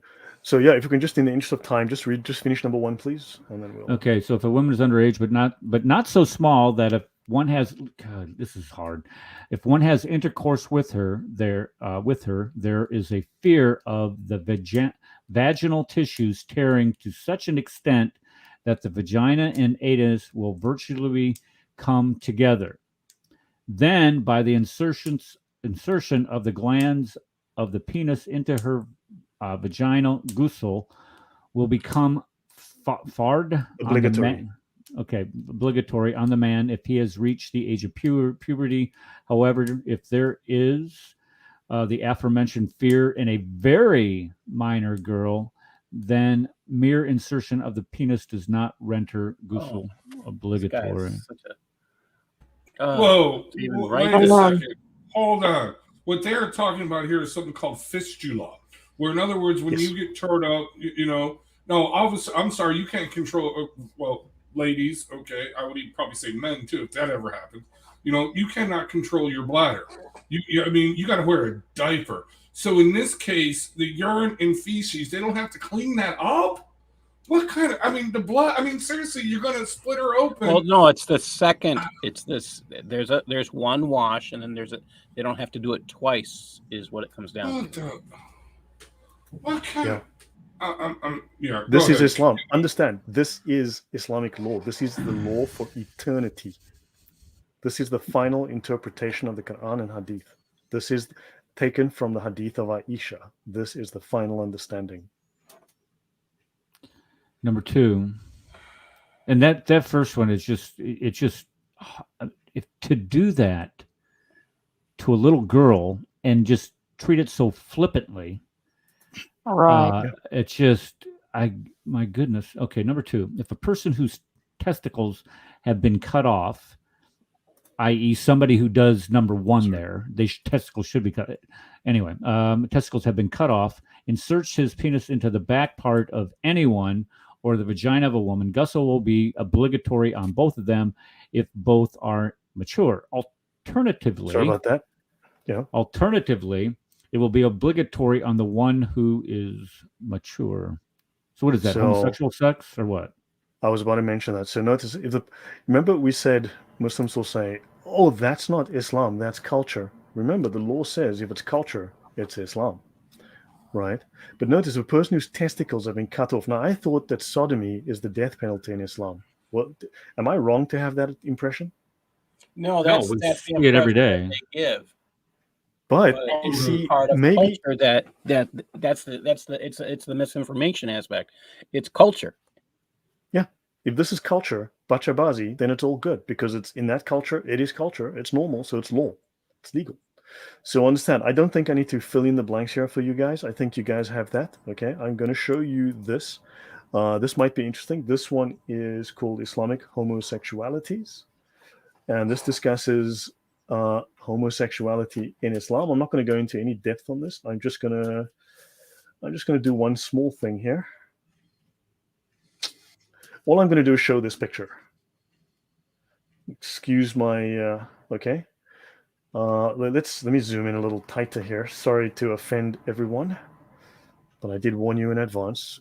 This is okay. I'm thinking that picture. I'm just saying, with all these people having sex with little girls, I'm thinking that's an exaggeration in that picture because they can't be that big. I'm just saying, Sorry about that, but notice here.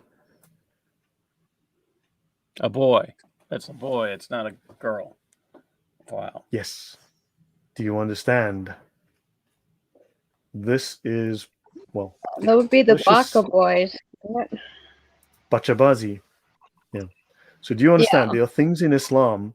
See, they have made, out of all of you, they have created what I like to call Quran-only Christians. Because if you only know the Quran, you know roughly zero about Islam.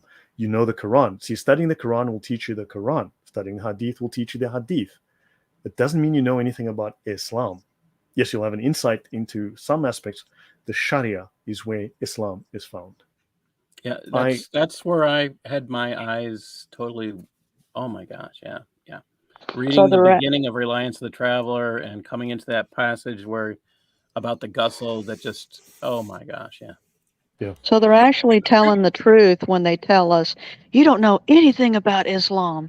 Yeah. Because Right? you're reading the Quran, because you're wasting your time reading the Quran. Stop reading that book. It's a waste of your time. Yeah, I do agree with that. I do agree with that, because that's what I see too. Is they're in a fight. They're not in the book. My question, Lloyd, is if the Muslims under a Muslim state, are they teaching them the law so they won't break the law? Are they teaching them this Sharia? Your parents will teach you. Everyone learns it from the Imam, and the parents have to teach their children. Now, understand, they're not required to know. Okay, so from what they call scholastic theology, or kalam, the theological details, that they're not required to know, because that will cause doubt. Because Islam theology falls apart when you take a cursory glance at it, you realize it's complete crap. That said, Muslims are expected to know how Islamic society functions. So these legalistic aspects, these regulations and rules, they are expected to have some knowledge of it, not to be complete innocents. Because I hate when people tell me, but the average Muslim doesn't know this. Then how come they always consistently do the same things if they don't know this? The same things meaning what? Well, Muslims behave like Muslims, not like Buddhists, not like Catholics tomorrow. They don't behave like Baha'i the day after that. They behave like Muslims every day. They must know these rules. People get beheaded consistently. People get terrorized when they leave Islam. People get killed. These Islamic rules get enforced routinely. So you can't tell me no one knows them if they are consistently maintaining Islamic practice. Okay. So this book is an encyclopedia of Islam, dealing in a very simple way with the tenets and principles to practice in day-to-day life, which includes diddling infants. Let's have a look at that. Infant wife adultery. Is your infant wife cheating on you? Well, a husband who accuses his wife of adultery is disciplined if, of course, if you accuse your wife falsely of cheating on you, you are disciplined when adultery is impossible, such as when the person accused is a mere infant. Why would there be a provision? Okay, why is there a provision for a stop, Brad? Why would there be a provision for having a wife as an infant? What's the purpose of that? Because maybe she was sleeping with someone else, but it wasn't her fault. She didn't actively, at 6 months old, at 2 years old, she didn't actively go out and look for another partner. The other guy seduced her. It's not her fault. It's the other guy's fault. But if you do it falsely, then of course you need to be punished, because how can you blame this poor innocent little girl, your wife, which you sleep with, of sleeping with someone else when she didn't do it? But she's an infant. Do you guys realize that Islam gives men so many ways? I mean, this is the perversity. I mean, in other words, you have every opportunity in Islam to commit all the bizarre sexual fantasies, beyond reproach, okay? All right? So if you go outside the bounds of this, then you deserve to get stoned to death, because you are totally full-blown beyond pervert of the highest level. If you, I don't think you can go beyond the bounds of this. That's what it comes down to. That's what exactly. How could you? How? Oh my God! This is. I have no words. Yeah. And do you think Kenny knows this, Eric? Probably. And has to lie about it. Do I think who knows about this? Would you No, say, Yeah. Connie? Yeah. Do you My think honest Kenny? belief Do is you Hold that on. think he's Kenny aware knows of it about and he this? just doesn't Okay. want to discuss it. Guys, I can't hear Yeah. what Connie said. What did you say? Is Kenny Uh, Bomer aware of this? yeah. Oh, You think Kenny is aware of um, this Of course he stuff? is. if Of course he if he is, then he Look, he he's a can't lot discuss sicker, it because it's sicker man. illegal, because it reveals a weakness, reveals secrets of Islam. Two, Yeah, this he is cannot discuss it because it embarrasses Islam. Anything that embarrasses Islam is slander and This is is therefore a just- lie, even if it's true. Okay. Do you May I understand make a this? comment? Sorry? Well, my comment about this adultery thing is the men would have to plan ahead to catch the wife in this, in order to be able to accuse her. how is Look, that, I mean, Dorothy? Or this is not something we understand because this is not something we expect to have to deal with. Okay, go back one. Right, So sorry, back my one. bad. Let me just go back for you. Yeah. Yeah, go back one. I wanted to get that. Now the other one, the one. No. Forward. No. You're back too far. Back too far. Next one. Go forward Mere one. infant. No, the next one. What was the next one that you had up? There was that one. What is that? Is that A12.2 or Oh, is that 12.2. Oh, okay. Oh, 12.2. Because I'm going to look these things up and they're going to get posted in my Reliance of the Traveler book. Okay, thank you. All right, go ahead. Yeah. So that's that. So I'll finish on that score there with that. Unless there's other questions, then I can go into different sections. Let me bring up We got about 15 minutes left. So whatever direction that you want to take us. Okay, And well- I appreciate you mentioning that part because after you had presented that last Saturday, I was just completely disgusted. And I think we had Karen Thompson was on here a couple months ago, and I think she mentioned that, but it's just kind of in passing and was not as detailed. That should enrage you if you have a soul. Right. Yeah, that's what I'm trying to get at too. It's just like, if you know this stuff, why would you be lying about this? Why would you not want to get Because out of it it's a instead of completely different in it? moral system. It's a completely look. These people are left mentally This is one of the altered. reasons Their why value they're system is altered. constantly called mentally ill instead of criminally competent. They follow a system that creates mental illness, and that's this system creates mental illness by having these beliefs. Mm-hmm. And these are like Americans coming in, like Kenny, right? He came in at 17, got serious when he was about 30. No, he was older than that. He was in prison. No, I'm sorry, he wasn't in prison. He was in Yeah, he said jail. he got serious about 30 years old. He's 50 now almost.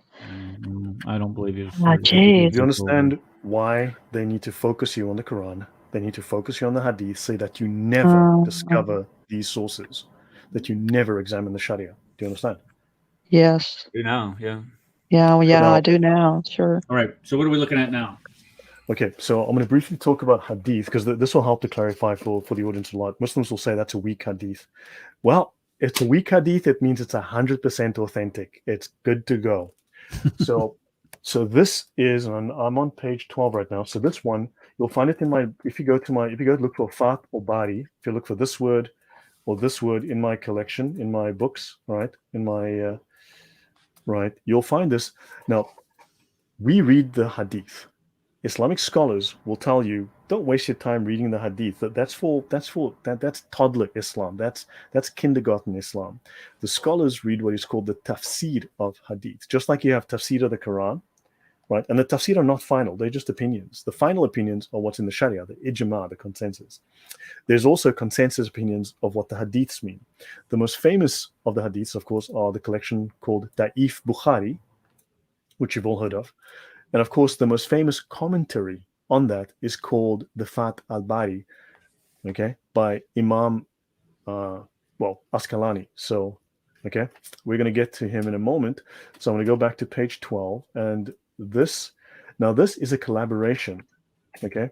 This is a collaboration between two universities, Medina Munawwara.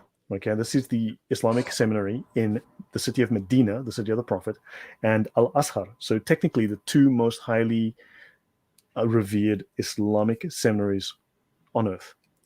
And they are doing a retranslation of the Fath al-Bari, and this is an excerpt, and they're explaining hadith, how they work for us. Okay, this is from the top Islamic scholars in the world.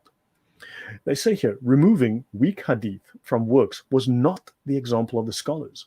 Otherwise, Imam Ibn Hajar al-Asqalani would not have included them himself in the Fath al-Bari as sources to take knowledge from. So this is the most famous. This is possibly even more revered than Bukhari's hadiths. Okay, this is regarded as giving you the true insight, the true understanding. Just like the Sharia gives you the understanding of Islam, this gives you the understanding of the hadiths. Okay, so weak hadith are used to support opinions because a weak hadith containing the words of Muhammad is preferred over pure opinion and personal reasoning, personal opinion, personal ijtihad, reasoning, right? Personal application of your thought to say, what does this mean? Your personal idea of, your exegesis, personal exegesis. So this is the example set by all the scholars, including Imam Bukhari himself, who used weak hadith deliberately in his other work called Al-Adab al-Mufrad. Everyone has heard of Da'if Bukhari. No one has heard of the fact that Bukhari has written other books of hadith as well, using not just the Sahih, but other grades of hadith. That work being the Al-Adab al-Mufrad. And the Sahih of Imam Bukhari is a collection of just the Sahih hadith specifically. It is not a collection of the only hadith that scholars should use.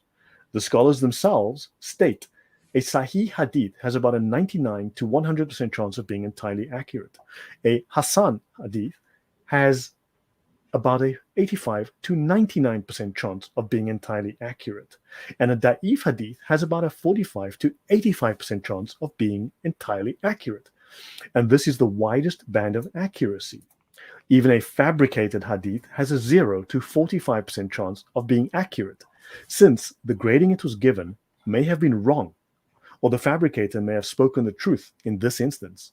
So weak hadith should not be treated like fabricated hadith because an 85% chance of being entirely accurate is a very high chance. So if a person received 85% on his test, would you throw that out, saying it's not worth anything? Every hadith is treated individually. You do not ban an entire grade from being used. Even fabricated hadith are still studied because one scholar might grade it fabricated. Another scholar may grade it sahih, and there are many famous examples among the scholars of this occurring. Wow. Okay, so we find this in what page is this? You said this is on page 12 of this 12, Fath al-Bari. Fath al-Bari, and this is an explanation of how the grading of the hadith.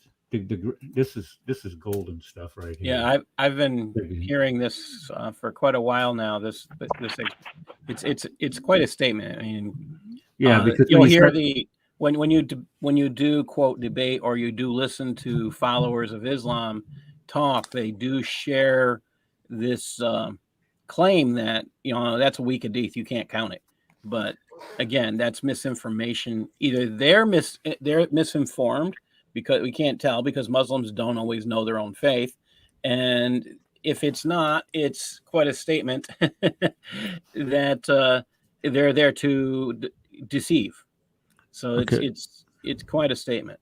Okay, so now this book that you just cited there, Lloyd. This is a tasfir, or this is a commentary on the hadith given by Asqalani. Yeah, Imam Ibn Hajar al-Asqalani. This is very famous. Yeah. Okay, when did Asqalani live? When was this joker alive? It's a good question. I'll look it up. I just thought maybe you knew off the top of your head. I'll look it up because a lot of these guys, you think of like Ibn Kathir, Al-Jalalain, and all of these guys that are making all these commentaries on the Quran, or the tasfir on the Quran. They're cited all the time, but the only one that I really would consider that would be legitimate would be Egypt 773. Okay, well there you go. That's very close to the time of Muhammad. So you would think that there would be some validity or some type of legitimacy to this guy. For take Ibn Abbas. Ibn Abbas was a contemporary of Muhammad. Wasn't he like his nephew or something? So he would have a good idea of what would be considered authentic Quranic revelation and what wouldn't be. So this guy would have a good understanding of what is a sound hadith. Now, hold on a second. Wait, whoa.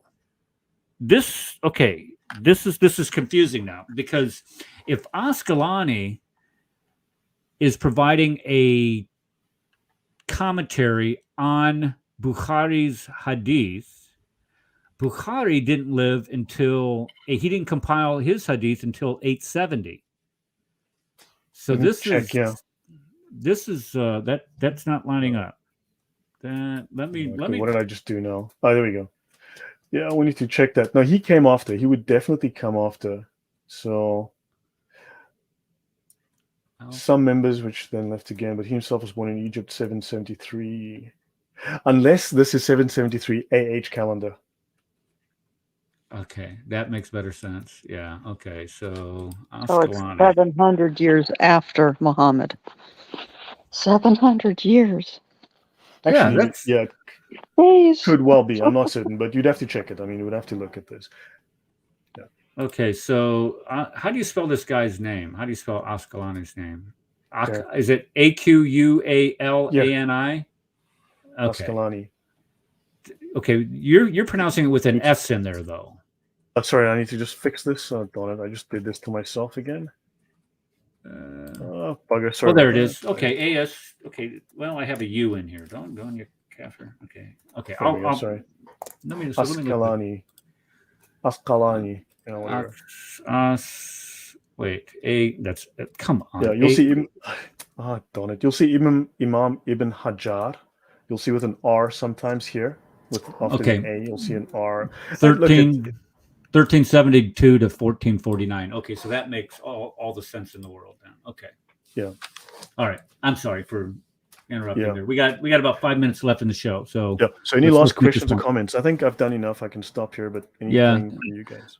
That last part is like go. And you said that book that Fatah Al-Bari is in that treasure trove. It's in my collection. Yeah. Look, there's more to be said about hadith that is not discussed by Muslims. I can go for 2 hours talking about just hadiths and how all that stuff works, which is not the same information that you're familiar with. Because one problem I have is that someone famous, like say David Wood, with a big platform, he'll say the Quran says, and you know what? We need to stop talking about the Quran, because it's like here's the kindergartners, and they've learned the Quran. And then we come along as kindergartners, learn the Quran, and then we bicker over what that verse means. Quran, this one says it's black. No, this one says it's white. No, this one says it's black. This verse says it's white. This one says it's black. This one says it's white. And you see, the scholars are coming from this level. They've got a PhD. And then when they go to kindergarten, they're talking to the kindergartners from a PhD level, not bickering from a kindergarten level to a kindergarten level. Do you understand? So we need to come. I think, however, I mean, I think the difference, where I may not always agree with this concept, is that the average Muslim doesn't read the Quran. But then they'll get bored. I thought about that too. Yeah, I thought about that too. Yeah, but if we don't see, they'll have to come up to our level, Paul. So if we don't give them the baby food, then they'll have to follow us. See, because we won't give them the baby food no more. We won't play patty cake with them with the Quran. Yeah. You see, the Quran is designed to keep you stupid. I agree with that. I agree with that 100%. That's Dr. Kufar and I are going through. We're doing a series called Dissecting the Quran, and that's exactly what we keep, saying. The Quran is clear as mud. There's nothing clear about it. I mean, you feel dumber for having read it. Yeah, can you see my screen? I'm just sharing my screen again. I want to. Sorry, may I show you something? Yeah, go ahead. Sorry. Oh yeah, I see you're busy sharing. Okay, I wasn't aware you were just. Okay, understand this. Okay, I'll be very brief. I'm gonna run through this real fast. I'm just gonna show the whole thing so that I can just talk about it in one go. Understand? Islam has 2 divisions and 4 levels. All right. Now, the 2 divisions are the Sharia and the Hakika. This is the quote-unquote spiritual side. Think of it as the Gnostic side of Islam, the occult side. Okay. The Sharia is the legislative side. It is the law. It is the rules. Obey these rules. Follow these rules and you're going to go to heaven, right? You'll be perfect. The Sharia is about obeying the law. It is what's called the Zahir. The Muslims term it, the scholars call it the Zahir, the outer, the exoteric practice. It is the outer meaning, the outer practice So it's the external, outer, basic, plain meaning of the Quran verses and the Hadith, and the outer practice of Islam. So just do this stuff. Okay, it is the plain level of meaning. But the scholars operate on what's called the Hakika. They operate on an entirely different level of understanding. This is the knowledge, right? The Hakika, the truth, the ultimate reality, the gnosis. Now, the Hakika is about knowing Allah, because the Quran doesn't speak about the personality, the character of Allah. But Muhammad is known as the Insan al-Kamil, the perfect man, because he had private revelation. You see, he had private revelation. He has the gnosis. He became perfect because Allah spoke to him directly. There was no public revelation, right? Not at first, anyway. Now, Because this is the Allah batin. spoke to him. Because Yes, Allah correct. In the spoke to him cave. directly. In the cave, right? Oh, okay. Now, In the cave. batin, well, technically Allah didn't. Allah never spoke to him. Gabriel did, apparently, right? This is the batin, the inner, the esoteric knowledge, right? This is the inner, direct, personal knowledge, right? The experience, you took my sharing away? No. Right? So this is the personal experience, right? The gnosis of Allah. Now, do understand, when you read the Sharia explicitly says, this is not my opinion. This is explicit across any number of Sharia books you want to go and investigate. Islam is not only, but Islam is a Gnostic religion. The Sharia says this over and over and over. Islam is a Gnostic religion. The scholars are Gnostics. Now, understand, there are 4 levels. Now, we've got the 2 sides. The second side, this Hakika, is forbidden to lay Muslims. The first level is for your lay Muslims and your lower level imams. The higher levels are for your higher scholars. They get the full package of Islam. Islam, this lower level of Islam, is known as Islam for the masses. It is called the Ibadah. Okay, this is what is imposed on the legislative subjects. It's called the Ibadah, Islam for the masses, basic Islam, Islam for the idiots. Ishara is implied allusion, a sign, gesture. This is the knowledge of Islam for the legislative practitioners as you go up the pyramid. Then you have the Lataif. The Lataif is the plural of Latifa. Latifa is the equivalent of what the Greeks understood as the what's the name of that? Sophia, the wisdom. The Sophia, except it's the gnosis, it's Gnostic knowledge, nuances, subtleties. This goes for the spiritual practitioners at level 3, the higher level. Then you have the Haqqa'iq, the reality, the truth. This is for the advanced spiritual practitioners. These levels 3 and 4, these highest levels, are reserved exclusively for the Sufis. The Sufis not only master the Sharia, right, this side of Islam, but they also master the spiritual, quote unquote, understanding. There are other reasons for this. I can't go into that right now, but understand the Sufis are the pinnacle, the elite within Islam. Lay Muslims only have to know the Sharia. The rest is forbidden to them, right? This secret knowledge, the gnosis, is forbidden to them. If you want me to show you, I will briefly show you this. I'm going to go to the Reliance and you'll see it here. Okay. Actually, let me just close this for a second. I know I'm speaking very fast, but notice when I type in the word GNOS, we have Gnosis, 18 references, Gnostic, 5 references, Gnostics with 3 references, and Gnostics with an apostrophe, we have 1 reference, right? So let me go through this, and you will see that, and this is not the only book to talk about this, the major scholars who founded the Sharia were mostly Sufis, right? All the major translators of all of these major books are Sufis. Their students were either trained with Sufis or were Sufis. Now notice they speak here of the spiritual station of annihilation in Gnostic vision. Gnostic vision? Gnostics? Let's continue. Wow. You must not stop at the first traces of gnosis. Okay? Let's continue. Notice other idiots that came before the Muslims claimed to have attained to gnosis and contemplative knowledge of the divine, to have reached nearness to Allah. Other fools have made that claim, but we, the Muslims, we have attained to the gnosis. We have attained it.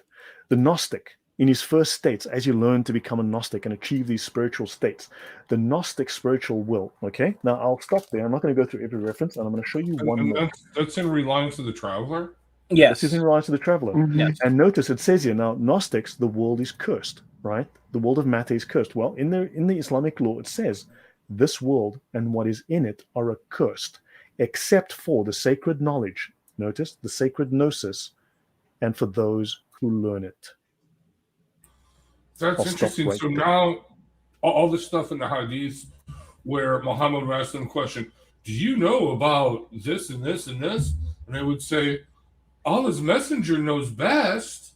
You know what I mean? So, I mean, they're afraid to answer on basic stuff, like, oh, I don't know, why does the bee give you honey or something like that? Something stupid. Or why does rain fall from the sky?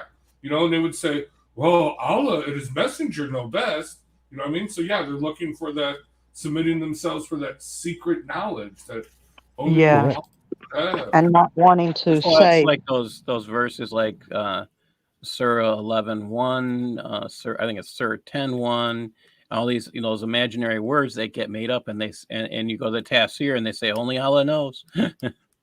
Oh, I can go into that for you as well if you want, and I can show you. I think they You'd be want surprised what the to heck. show that. Yeah, video guys, we should end it, but before the there's a show lot more ends. to be said about that, and you'd be shocked. What yeah, the let's heck? bring them on again, Eric. Oh, please come Yeah, back. yeah. If you ever have a show. Like 9 times more, times 9. So, yeah, we'll do it. assuming we have a channel. Well, we have a Facebook. At least it's coming through Facebook. I have. Where's the book? But guys, yeah, it's 11 o'clock here. I need to do some work. Yeah, so we before I- gotta let on Lloyd Thursday. go. Okay, guys, let me Thank you, close sir. it up here. Let me close this up. All right.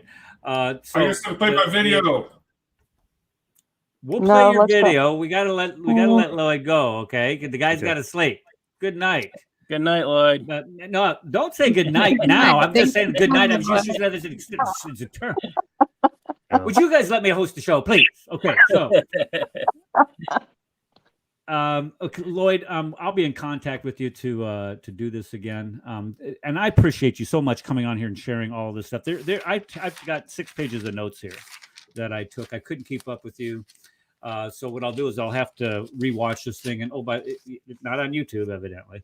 But I'll download it and then I'll rewatch it. And there's a couple things that I'm going to want to ask you again. But to have you on here, if we ever get our channel back in the near future, and I know that the amount of work that you put in this is just absolute. I mean, where did you learn this stuff at? Did they send you like a Wizard of Smart School or to Hogwarts or someplace to learn this? Or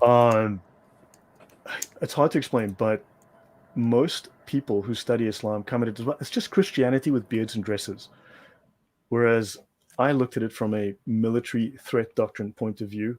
And also, I've studied criminals. I realized this is a criminal enterprise operating with deception.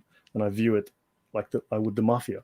And I've worked with, I mean, in that sense, I've worked against, shall we say, violent criminals. So I understood there was a matter of deception going on. And that helped me a great deal in actually taking it apart. And I'm not just untying that knot. Well, wherever you got this from, it's because every time I see on there with Jay and I see on there with like Adam, Adam never lets you talk, but you did a great job of talking on it. It was just absolutely phenomenal, and I appreciate you. So we're going to be in touch again to get you back on over here, and we'll start talking about. And I want to go to the hadith that you had spoken about. Stay away from the Quran. Okay, fine, we'll stay away from the Quran, but we'll go straight to the hadith, and we'll have a great discussion about that. All right. Yeah, guys. All right. Thank you. Hope God you bless learned a you. lot. Oh, I did. Tons of it. All right, so guys, we're going to end the broadcast. So No, we got to play the video. Got to play the video. Play the video. Play the I will video. stay tuned. Play the video. all right, play the video. Play the video. Okay, let me find the video. I think look at the. Share my screen. Hold on just a second. Would you stop? I want to show you something here. I got let's see here. We're like a dysfunctional family here. I'm sorry, Lloyd. Okay, here I got, let me see. Let me share this. I just got this email. Look at this. Look at this guy. Hold on. Where'd it go? There it is. So that's who's behind it. I don't know if he's behind. I don't think Kenny's smart enough to be behind that. I don't know. Well, it doesn't matter. We'll get it worked out. We'll get it figured out. And okay, Rad, go ahead and share your screen. All right, this is a promotion for next Sunday's show if we have a show next. Go ahead, pull it up. Sure. Pull it up where? You want me to show it or you going to show it? No, I'm sharing my screen. You gotta let me share it. Go ahead. I don't see it. Oh, there we go. Okay. There you go. Okay. All right. Here we go. Shh, quiet. Here we go. Oh, open it full. There you go. interpretation of Surah 9:5 is rendered incorrect. Okay. You tell me where it's wrong. You stop me where you see the part that's wrong. Okay. Well, which portion was wrong? do you realize that it's talking about specific polytheists? It's not talking about all pagans and not polytheists. Well, he knows that. Danny Davis, let me ask you a question. Do you recognize the fact that the verses are referring to polytheists that broke the treaties versus polytheists who kept the treaties? Do you understand that?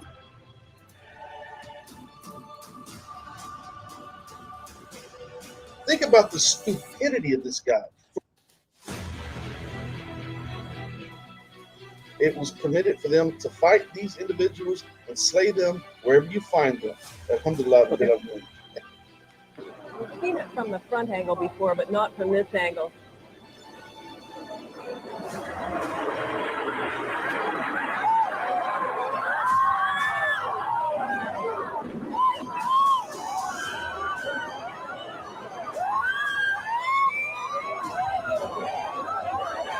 So, Kenny, you're Muslim.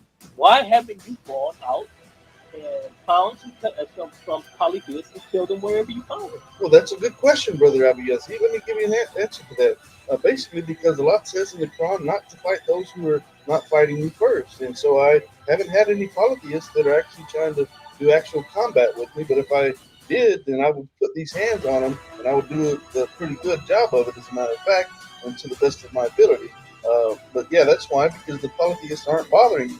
If they were trying to harm me or my family or members of the Muslim community, then I would be fighting them tooth and nail to stop that oppression. So that's why. Oh, that's a good answer. Okay, that is a good answer. It's the same type of character when it boils down to it, because it doesn't matter. There's some of these people, they're bent on being an enemy of Islam no matter what happens. And these are the type of people that, unfortunately, if we live in a different period of time or we lived in a certain situation, we would be at war with a Danny Davis. I mean, when it boils down to it. There's no doubt about it. I mean, I know. You can I'd be sure I'll be on the front line looking for it. I promise you that. But break out your 9 and start busting shots at them.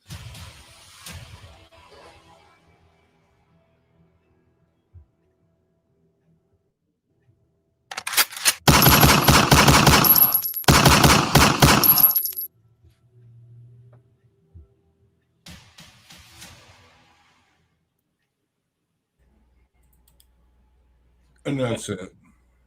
You have way Good too much liar. time on your hand, right? That was awesome though. That's Kenny Palmer. Why don't you prepare intros like that or advertising for that every week? Right. Yeah. All right. See you, Lloyd. Thanks for coming. All right. Good night. Thank you, Lloyd. Hi, Lloyd. Thanks for All right, I'm going to go ahead and end the broadcast here. There we go. And broadcast.